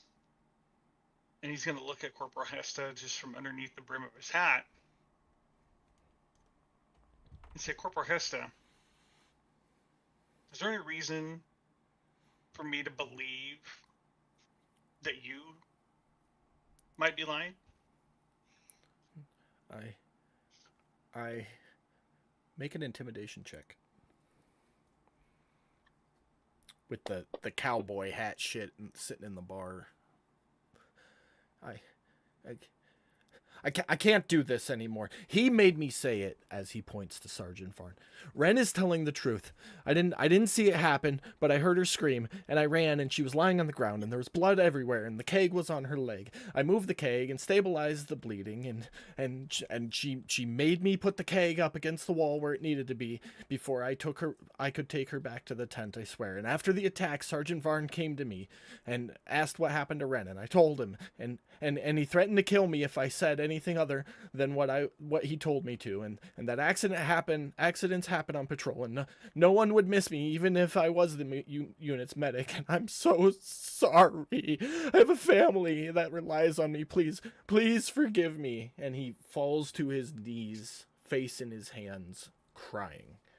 The crowd starts murmuring whispers. Sergeant Varn, red in the face, angrily staring at Hesta, draws his sword and points it at Hesta and goes, "Liar! I will not have my name tarnished." I forgot the fucking word. Hold on. High officiant, I demand trial by combat to clear my name. And you would know that trial by combat is his right to avenge a personal grievance.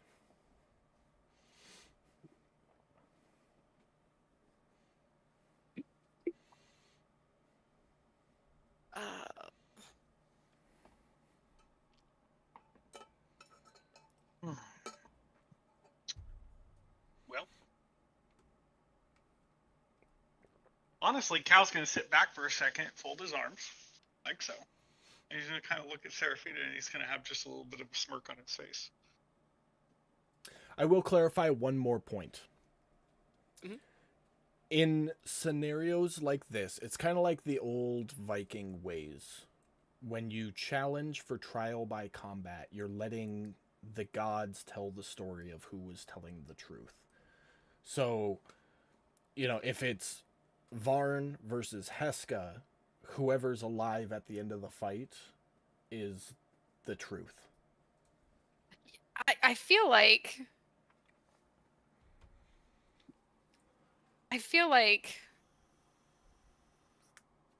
that was, I don't know, maybe someone else, Mad Magog here can chime in and correct me. I just feel like that's not, like, if you know someone for sure is lying, like, you would want the truth to be found out. And, like, it's very clear that something's obviously wrong. This is also almost 1,000 years after Mad Magog's passing. Above table. So I things, feel like I'm Max aware. is things sitting might up have there with a gotten lightning bolt. things might have gotten skewed just a little bit over time. Yes, definitely has been warped. But this is the world you live in, and no metagaming, just because you knew Yeah, Mad okay. Dagog above table. Fair enough. Do they get seconds? They do, if they What do you mean, request second? them. Champions. Ah. Second or champions? Somebody is a Champion. champion. They're called champions. Yeah, somebody to stand in for them, but they have to request it. It can't be prompted. Gotcha. So, I guess they're going to go to battle. Cal's gonna lean over to Fira. Saphira. Thank you. I keep wanting to say Seraphia, but it's not that. It's Saphira. You're fine. You'll get it. It's day one. He's gonna lean over to Saphira, and he's gonna say, "You want some help?" Do I want help? Because he sees you like trying to come up with like, do we do this? Do we not? You would notice my moral quandary. Yeah, I would That's just why look he- at you, just like, You'd tell. You could see that she just wouldn't have the answer. So Cal will stand up Hook And up look at and the shuffle to sergeant. the door. Sorry. and say, "Sergeant, you will have your trial by combat. However, we are not here to determine whether or not what he is saying is true and or false. We are here to determine the charges against Private Wren. So your trial by combat will have to wait till the end."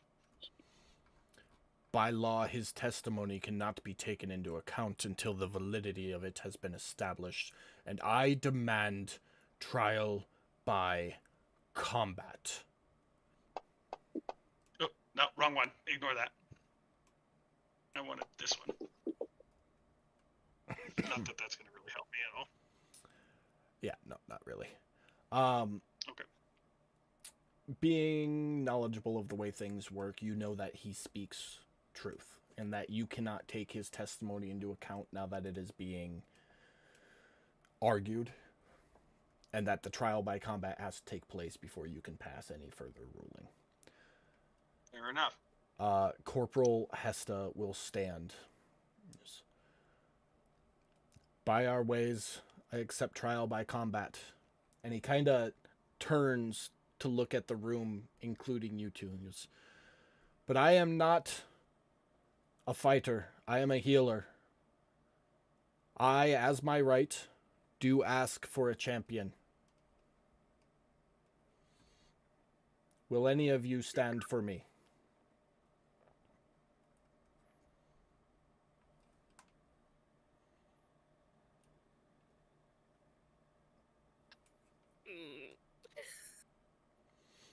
If there's no answer,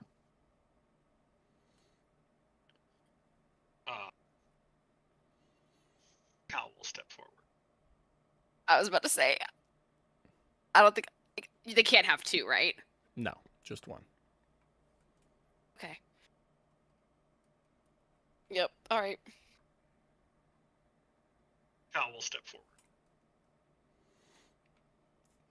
Thank you, High Officiant. You would kind of see Saphira like kind of reach out towards Cal as he stepped forward, but then she kind of like pull her hand back and look kind of disgruntled and slightly upset. The old man that spoke at the beginning steps forward again. Trial by combat has been declared. Let the truth of their words hold under the Maximagodian order. Out to the training field, all of you. And everybody turns and shuffles for the door. You two go as well.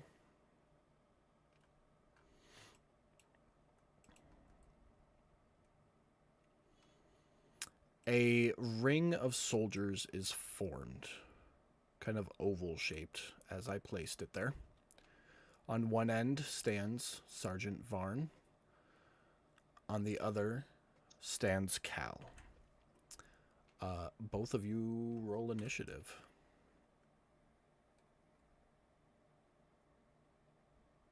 Not Me too? No, not you. Oh, okay. Hold on.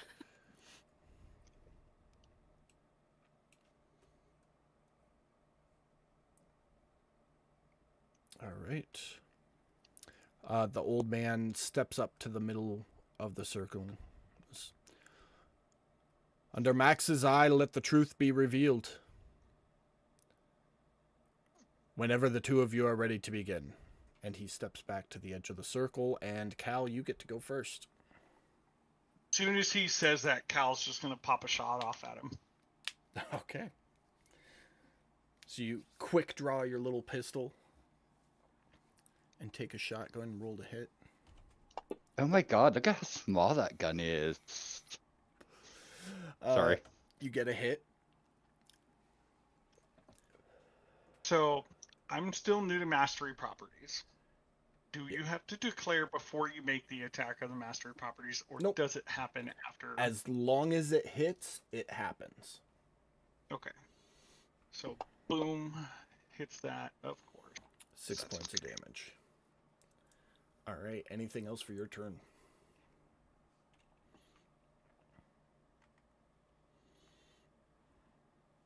Understand. You know what? Actually, there is. I have Savage Attacker. You do. So So, re-roll a d6 I in the chat box. Or roll the damage in the chat box. Either way. Beautiful. So I will give him an extra 3 points of damage there. Every forgot little about bit that. helps. Good thing you remembered, because I'm not keeping track of that shit for you guys. All right. Anything else for you? That's it. He takes his shot and just sits there and he's waiting for Okay. Sergeant's move. Beautiful. So you quick draw your shot. It lodges in his shoulder as he starts charging forward. He gets about 10 feet before he hurls his spear across this makeshift battle arena at you. He is going to hit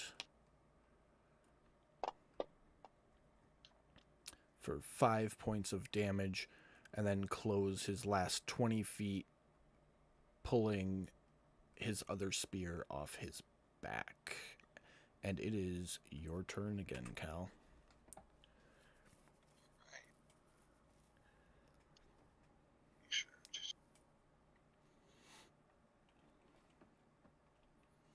Alan's going to take a second shot With at advantage. with advantage because of Vex.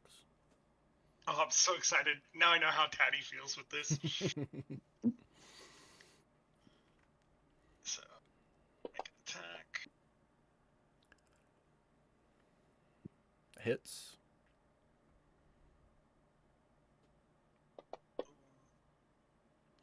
You, But as he gets closer, take that half second to aim a little bit better. Pull the trigger. It lodges dead center between his eyes. He stops mid-track. The momentum of his body is still carrying him forward. And he skids the last 10 feet to lie at your feet.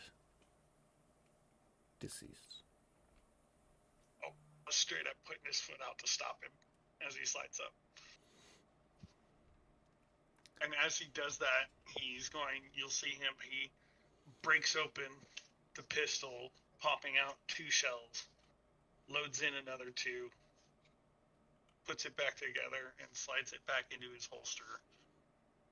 He then turns around, and I'm assuming, based on all of this, that the commander is probably somebody nearby. So the commander is kind of standing here, and Private Wren and Corporal Hesta are both right next to him.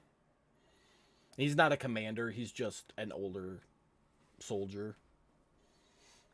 And he was just like his position in the jury duty was to be the announcer, basically. Okay, so never mind. What's the rules on what is their beliefs on property? You kill it, it's yours.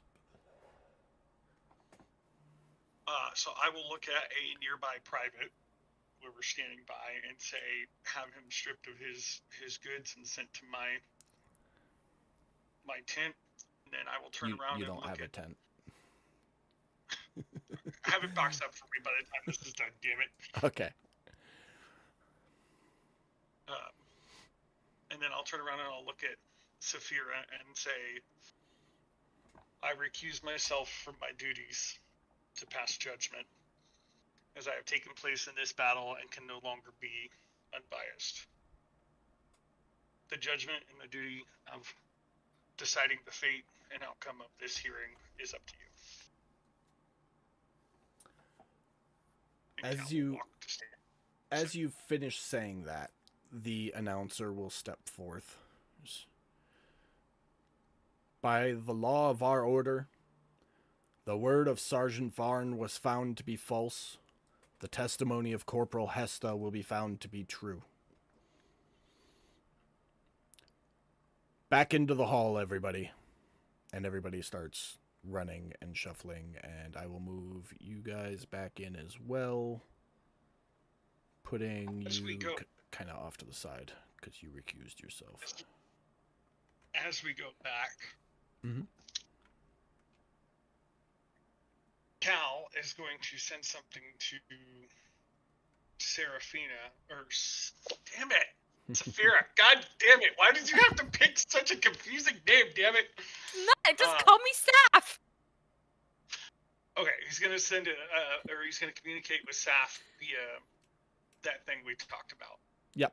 Becca. I wonder how that's gonna translate. I mean, just send it as a whisper. Don't do it as an actual language. Oh. We even set up a language for it too. I don't think that works unless it's coded in, because I've tried to do things with languages let's see and what this it hasn't worked. Oh, okay. Never mind. That doesn't work.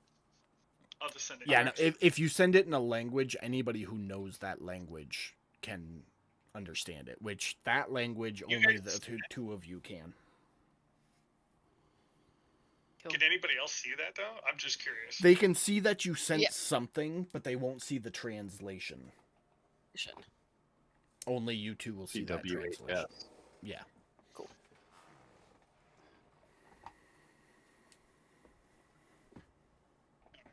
That's all I'm gonna say. Mm-hmm.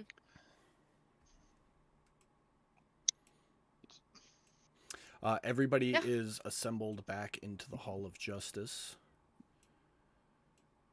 It's your show, Becca. Dun dun dun dun dun dun dun. Dun, dun, dun, dun. Well, I would say, given the nature of the proceedings, Mid-sentence, the doors slam open. Wait! Wait! The crowd separates. You can see that soldier that Cal had stripping Sergeant Venn of his belongings is running down the hallway holding a piece of parchment in his hand. Wait! You need to read this before you pass judgment. And he hands it to you. Becca, it is a small parchment that was found on Sergeant Varn. And it is an unsigned note that says, agreed, 500 gold in exchange for sabotaging the wall. And I also found this. And he places a coin purse of what you would assume is approximately 500 gold on the table.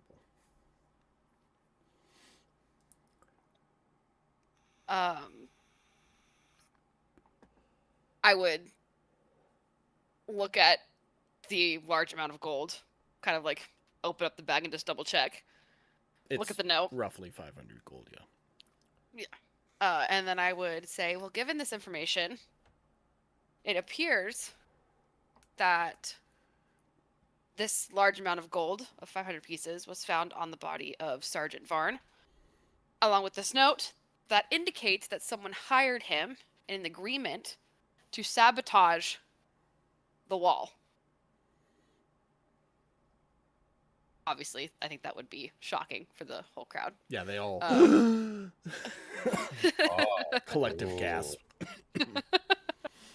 So just Um, just for familiarity's sake, you have 3 charges you have to rule on: the dereliction of duty, Yes. the malingering, and the theft of supplies. yes. By her own admission, she did say she stole military supplies. Now that is not as egregious as Sergeant Vaughn made it out to be. And I would suggest what? That given the foundings of the Mad Magog church, Order. the order, apologies.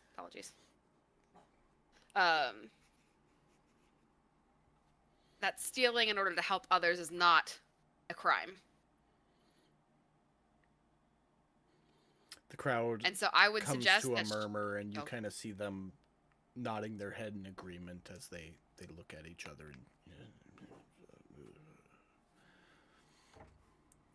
and that this does not deserve to be punished. I clear Private Wren of all charges, and seeing as this has now taken quite the turn of events, that there should be an investigation into this note, and clearly something further is going on as to why we were attacked and sabotaged. But in the terms of this case, Private Wren, you're free to go. And that's what I would say. The speaker steps forward and takes the note and the coin purse from you. By your order, these shall be thoroughly investigated. He turns to the crowd. This concludes today's judgment. The high officiants have ruled and found the defendant innocent of all charges. Back to your duties. The soldiers all turn and leave. With the trial concluded and all orders being carried out, the two of you, with nothing else to do, collect the small bag of belongings that belong to you, Cal, for winning the combat against Sergeant Varn, and leave the keep, heading out to fulfill your contract.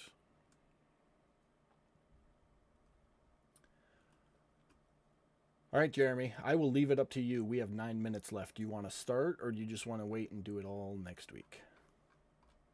Let's just wait and do it next week. Okay. That way you have time to make a decision. A decision. On what? Question I sent you. Oh, that. I mean, I can give you a decision right now.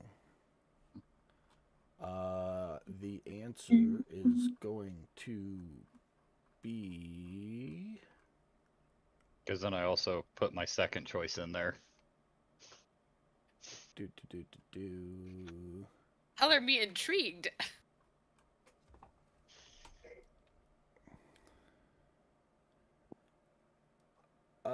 Either or. Your Either or? pick. Okay. Either or. I'd probably go with the first one just because he is legitimately a god of farming. Okay. Yep, no worries. I mean, that being decided that quickly, 7 minutes, you still want to wait?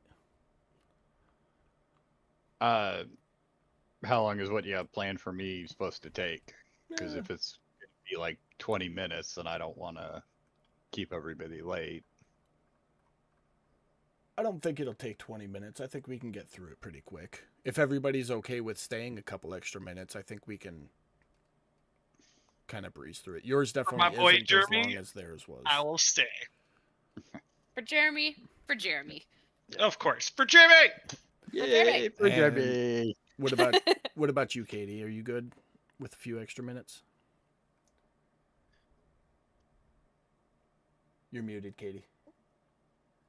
I know. I was trying to get to the button. Yeah, I'm good. You're good. Okay. All right.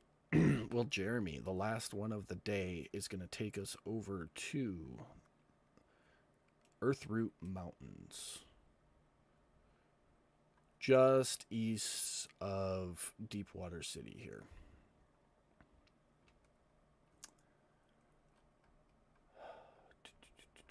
Gotta find the start of yours. There we go. All right. Soft morning light filters through the canopy of your grove. Moss-covered stones hum faintly with the ancient magic you've tended for centuries. A thin stream winds through the back of your small home.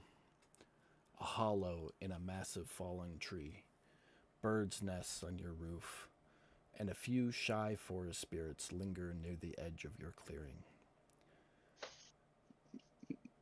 For 3 centuries, the Earthroot Mountains have been your sanctuary, a place where time itself slows and the chaos of the outside world fades away. Jeremy, go ahead and introduce your character as well as what you are currently doing out of your daily routine. Is it just morning time? It's sure early morning, mid-morning, right around there. So, the time of morning where soft light would be filtering through the canopy. All right. Well, I think, at the kind of first start of the light, you would see a about a 7-foot tall, green-skinned, kind of little craggy, little bits of moss and stuff growing on him. Very just kind of tall and lanky man with what appears to be a moving beard on his face. Start to whistle as he walks out of his home and looks over all of his crops and his beehives and his stills. Just kind of a very calm and just seems real happy kind of guy, just whistling a tune. He'd be going through, checking all his plants, opening up all the hives, making sure that they're all good, seeing if any of them need harvested or anything. And just generally kind of being happy and whistling. I mean, just the man is just content unto himself. Okay. Make a nature check for me. A nature check? Yes, please. I don't make many of those. You are what Yeah, you I'll are. get used so. to that. Yeah. Let's see, nature. Brad, did you see my whisper there? Yeah, I already Okay. did. I'm gonna go double check Becca's. No, not Becca, just you. Oh, never mind. Yeah, got it. Okay. Oh, Jesus. Even with a nat 1, you notice a subtle wrongness as you check your friend's hives. You're not sure what's wrong. Maybe it's the bees aren't flying harmoniously, or the woodland spirits that linger on the edge of your grove are out of place. But then you feel it. A low tremor shaking the ground.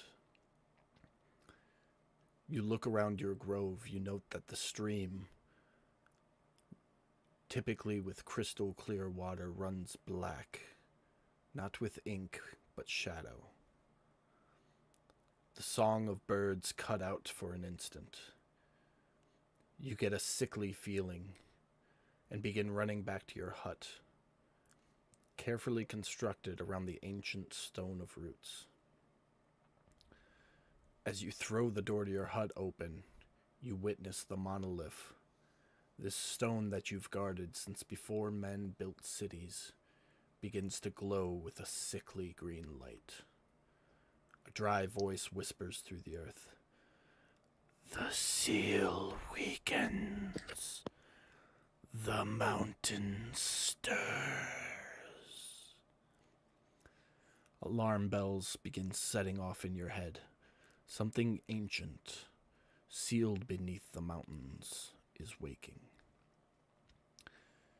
You watch as the sickly green veins begin to stretch out from the monolith into the ground, growing in every direction before disappearing into the trees around your grove.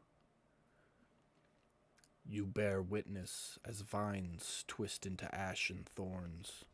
Small animals begin fleeing in panic, and the air hums with an unnatural static. Make a perception check.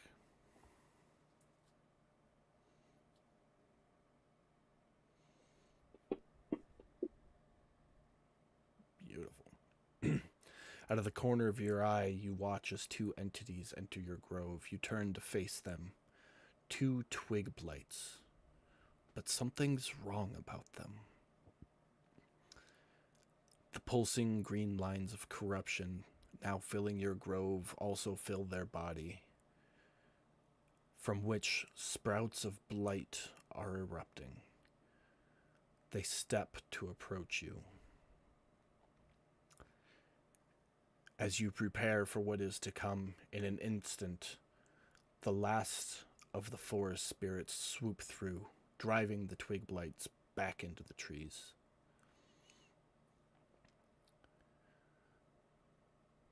You stop, letting your adrenaline subside, and plead with the mountain. What is happening? How do I fix it? A spirit begins to form in front of you. Rocks pushing their way out of the earth. Your old friend.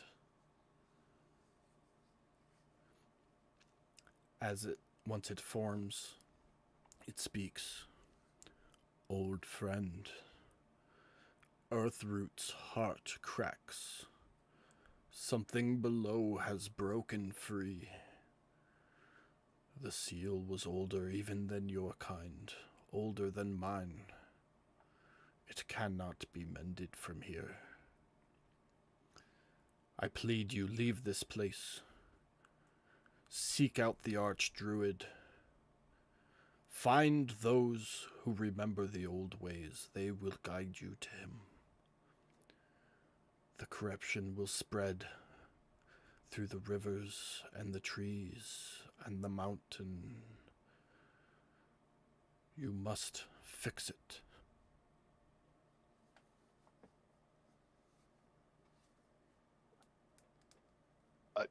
Like, for sure, man. Where do I go? I know not where any of the old ways reside. Think back to your heritage, to your upbringing. Surely you know some who may help. As he staggers off the last of his sentence, his spirit fades away. Go ahead and make a history check for me.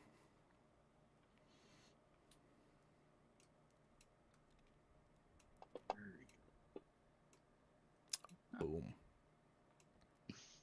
I know this shit. You recall your upbringing all those centuries ago before you left your family home. A small group of druids living in the Undying Marshes, keeping balance between life and death in the swampy depths. The only druids you ever knew that followed the old ways. And you know that that's where you must go. Ah, damn it, I'm too bad. I'm too old to go move in with my parents again. Fuck. I better take care of this then. As you begin to set out from your grove, A loud quake splits down the middle, causing your home and the monolith to fall into it. The stream running just behind it burst into a torrent of oily, sick water rushing downhill. The mountains you have loved for centuries now weeps poison. The winds howl a farewell or a warning. As you look back across your grove, you realize that your home is gone. The corruption moves downhill, and for the first time in over 300 years, so must you. Seek the druids of the old way, you were told. The last druid living in the undying marshes. You take one last look at your home, your ward, your friends, and you turn to set down the mountain for the first time in over 150 years. And that will end tonight's episode. Coolio. Wowzers. Some of your intros were a little more dramatic than others. Sorry about that. I tried to keep everybody's in-depth and balanced as much as possible. If yours wasn't, your next scene will. I promise you that. So, thank you, anybody and everybody who came to watch the stream, as well as those of you who watch it after the fact. We super appreciate you. Make sure you like, follow, and subscribe, and we will see you back here next week for Time's Reach, Episode 2.